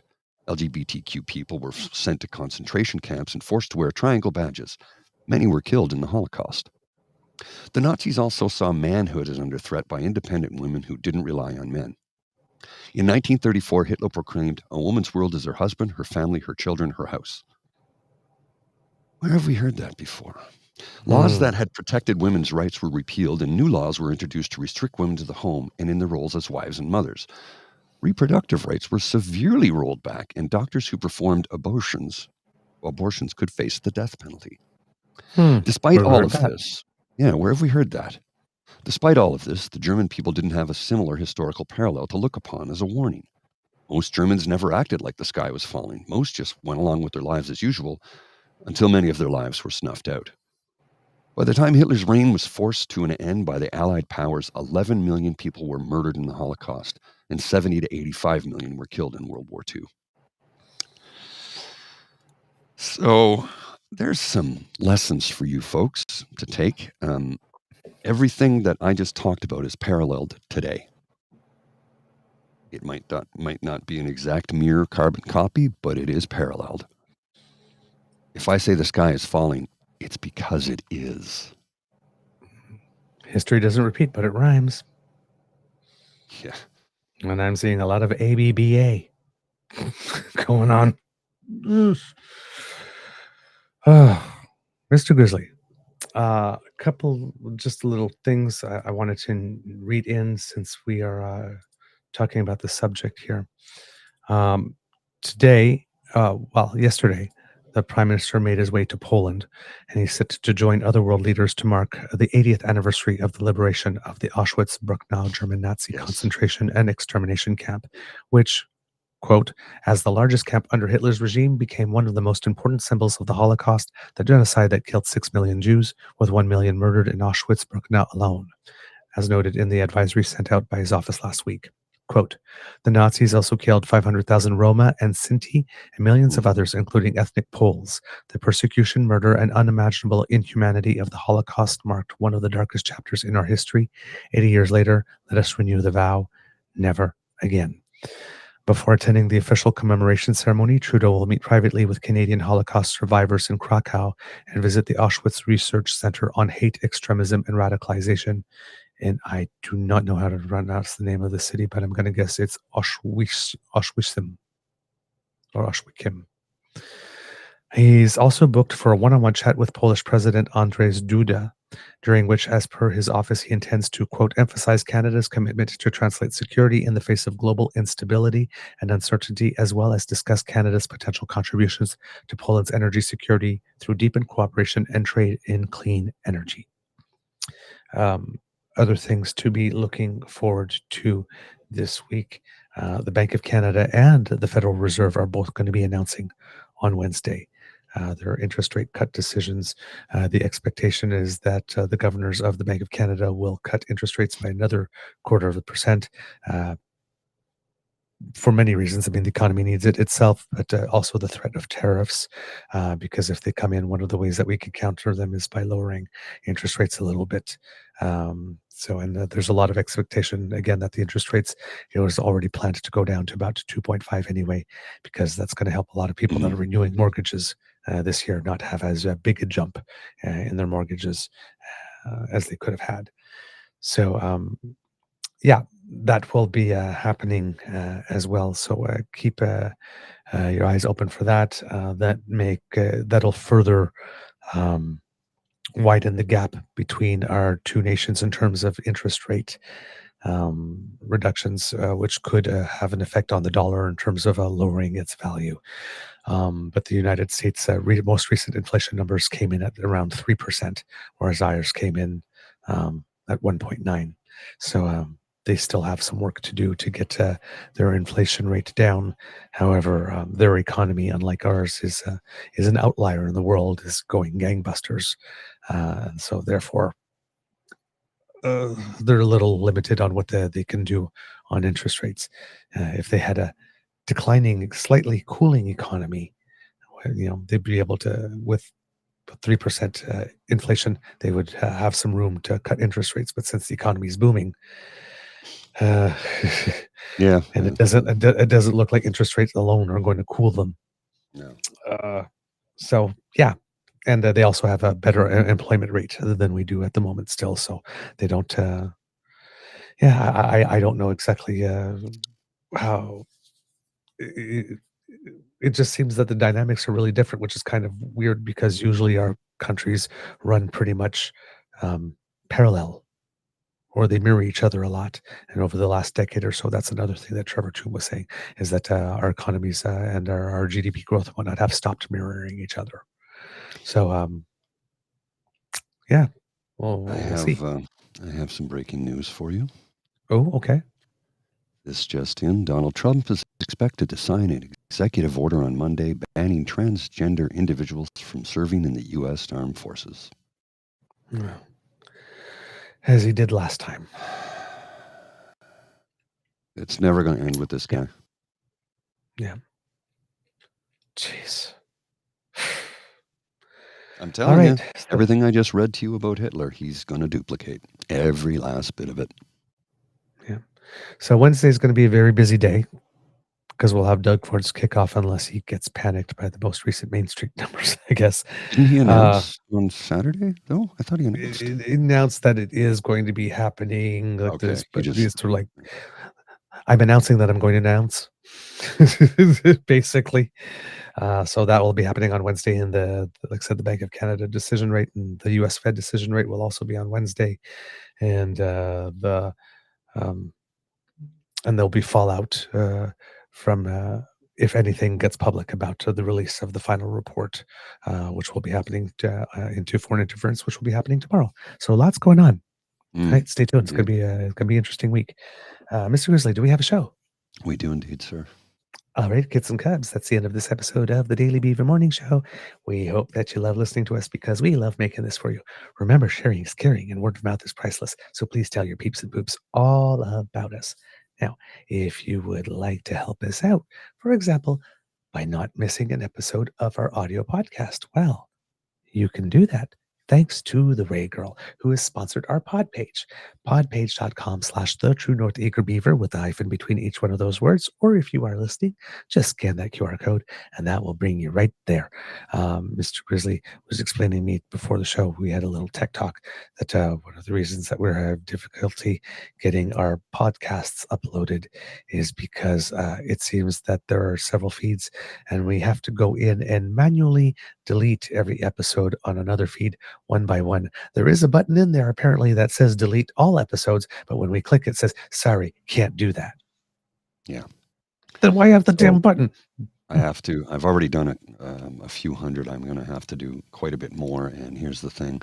It's all got to be done manually. To delete one episode, first you have to go in, click on the episode, click unpublish, then it kicks you out. Then you have to go back in, surf over to the page where you can delete the episode. I've already done that a few hundred times. I have a few hundred more to go. So once that's all deleted, we should be able to get the feed fixed, and then I can upload all the new stuff. Feed. It's a bit of a nightmare. Especially like really, like since December 16th. Have you seen the news? It's like, come on, man, feed, work with us. We have audio listeners. I'm getting the news like a month late. And we're no longer charting anymore. We're no longer charting anymore because they don't know where we are.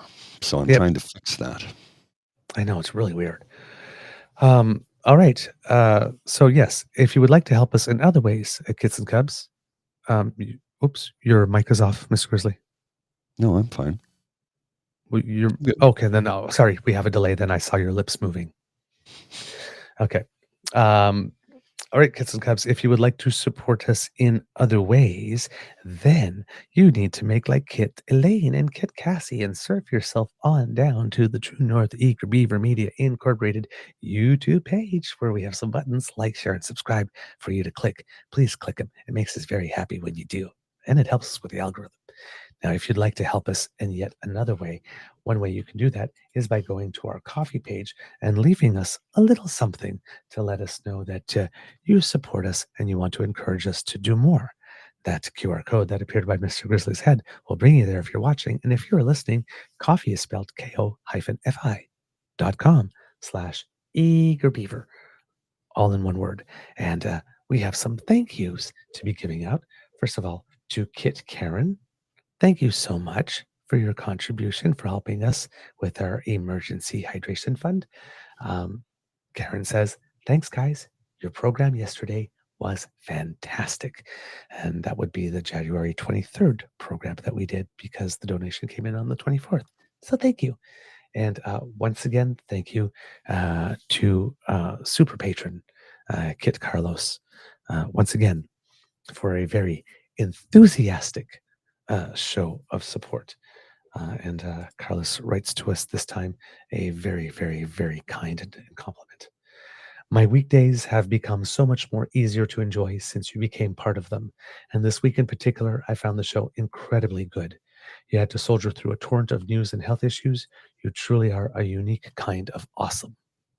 Thanks, eh? Well, doesn't that provoke a warm fuzzy? Yeah, it does. It does indeed. When I read it the first time, it's still the second time, but I got a little glow on here in my solar plexus, right there. So that's a thank you, good sir, and thank you for like I said, all your enthusiastic approval and encouragement. We're very, very, very, very grateful for you. All right. Let's see. 150 pounds is all you can bench, Cassie? That's a lot. Don't kid yourself. That's a lot. I don't think I could do that right now. So don't say that's all you can bench. That's a lot. Don't kid yourself. That's a lot. Yeah. All right. Because democracy is something that you do, kids and cubs, by 5 o'clock today, liberal.ca, register so that you can vote and make sure that we have the best candidate possible on the selection list for the next federal election. If you're in Quebec as well, the Quebec Liberal leadership race, a little less urgent. They've got a longer time period, but you want to pay attention to the candidates and see what's on offer there for you. All right. So please get involved. Remember, party politics is where the real action is at. So do get involved. Mr. Grizzly, do you have some words of wisdom? Not so much. I just wanted to show some folks some things here. This is what, because PNC Bio's saying, manually deleting things is 1985 data entry work. I agree, but watch what happens when I try and delete the show. It's a bad feed. Your show could not be deleted. There was an error while deleting your show. You can't do it. You have to delete everything one by one manually because of the fact that not all the shows were encoded properly. So there's a glitch in the system and I have to do everything manually. There's no way around it. Believe me, if I could just go ahead and wipe everything clean, I would. But if I do that, I wipe our whole presence. And that means I have to reload everything again. And reloading everything, it doesn't work very well all the time. So yeah, that's if there was a workaround, if there was a better way, I would find it and do it. But no. This is how I have to do it, unfortunately. Indeed. All right, Mr. Grizzly, kids and cubs, it could be a tough world out there, so please be kind too and gentle with yourself. Mr. Grizzly, roll the credits, and I have a little Easter egg. Roll the credits. Cue the cock, and I have a little Easter egg that will make you particularly happy. Okay. You are listening to a True North Eager Beaver Media Incorporated podcast. The True North Eager Beaver podcasts are proudly brought to you by our founding sponsors, the Misfit Mysteries from Corvid Moon Publishing, your source for science fiction, fantasy, and cozy mysteries featuring a broad diversity of characters, CanadianTarot.com, their uniquely Canadian online eclectic tarot community, and the Peppermaster, hot pepper sauces made from farm-fresh ingredients to thrill your taste buds and expand your mind.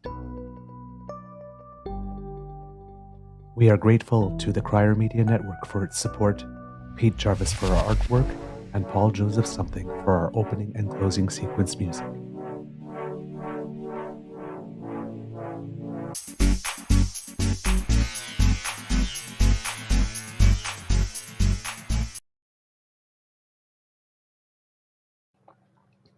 Okay, Mr. Grizzly, if I say to you the word Kitzbühel. Austria, one of the greatest ski slopes on Earth. Yeah, I know about this. Okay. I watched it. You watched it? Okay. Yes. Oh yeah. Jack Crawford. This is from the Canadian Olympic Committee. Jack Crawford has a flair for the dramatic. The Toronto native stunned the field to win his first career World Cup gold at the marquee downhill ski event of the year. In front of a raucous crowd at the FIS, that's the Fédération Internationale de Ski, Alpine World Cup in Kitzbühel, Austria, Crawford became the first Canadian since 1983 to win men's gold at the notoriously tough Hanencombe Mountain. Canadian Cameron Alexander, who sat in second before Crawford reached the start gate, finished with the bronze. Crawford beat out Swiss skier Alexis Money, the recent winner of last month's Borneo downhill race, by 0.08 seconds. Despite a Super G World Championship and Olympic bronze medal to his name, the 27-year-old's resume had been missing a World Cup gold despite some close finishes. He last reached a World Cup podium in Aspen, Colorado in March of 2023, earning silver in downhill. Crawford had 3 podium finishes in the 2022-2023 season, but failed to finish higher than 5th place in downhill races during the following season. About 1 minute into his final run on Saturday, it looked as though Crawford was about to have his breakthrough moment. He cleared the 3rd sector of the hill with a 0.17 second lead and held on to it until the end. Quote, "I didn't really expect it today. I knew I was in a position to ski really well and put forth a run that could contend," Crawford told FIS Media. "But to see green when I crossed the finish line was something else." BC's Cameron Alexander also had a day to remember as he crossed the finish line just 0.22 seconds behind Crawford. Alexander remains in fine form as he's finished in the top 10 4 consecutive times in downhill. We have a star, baby. It's the 3rd time of Alexander's career that he's had a top 10 finish in Kitzbühel. Both Alexander and Crawford are making their way up the men's downhill Crystal Globe rankings, ranking 6th and 7th respectively. As if 2 of the top 10 downhill skiers in the world right now are Canadian. Mm-hmm. Men's downhill skiers. The pair were already in top form after the Super G on Friday, where Alexander finished in 5th place and Crawford finished 8th. So they also both finished in the top 10 in the Super G and the downhill on the same weekend. Mm-hmm.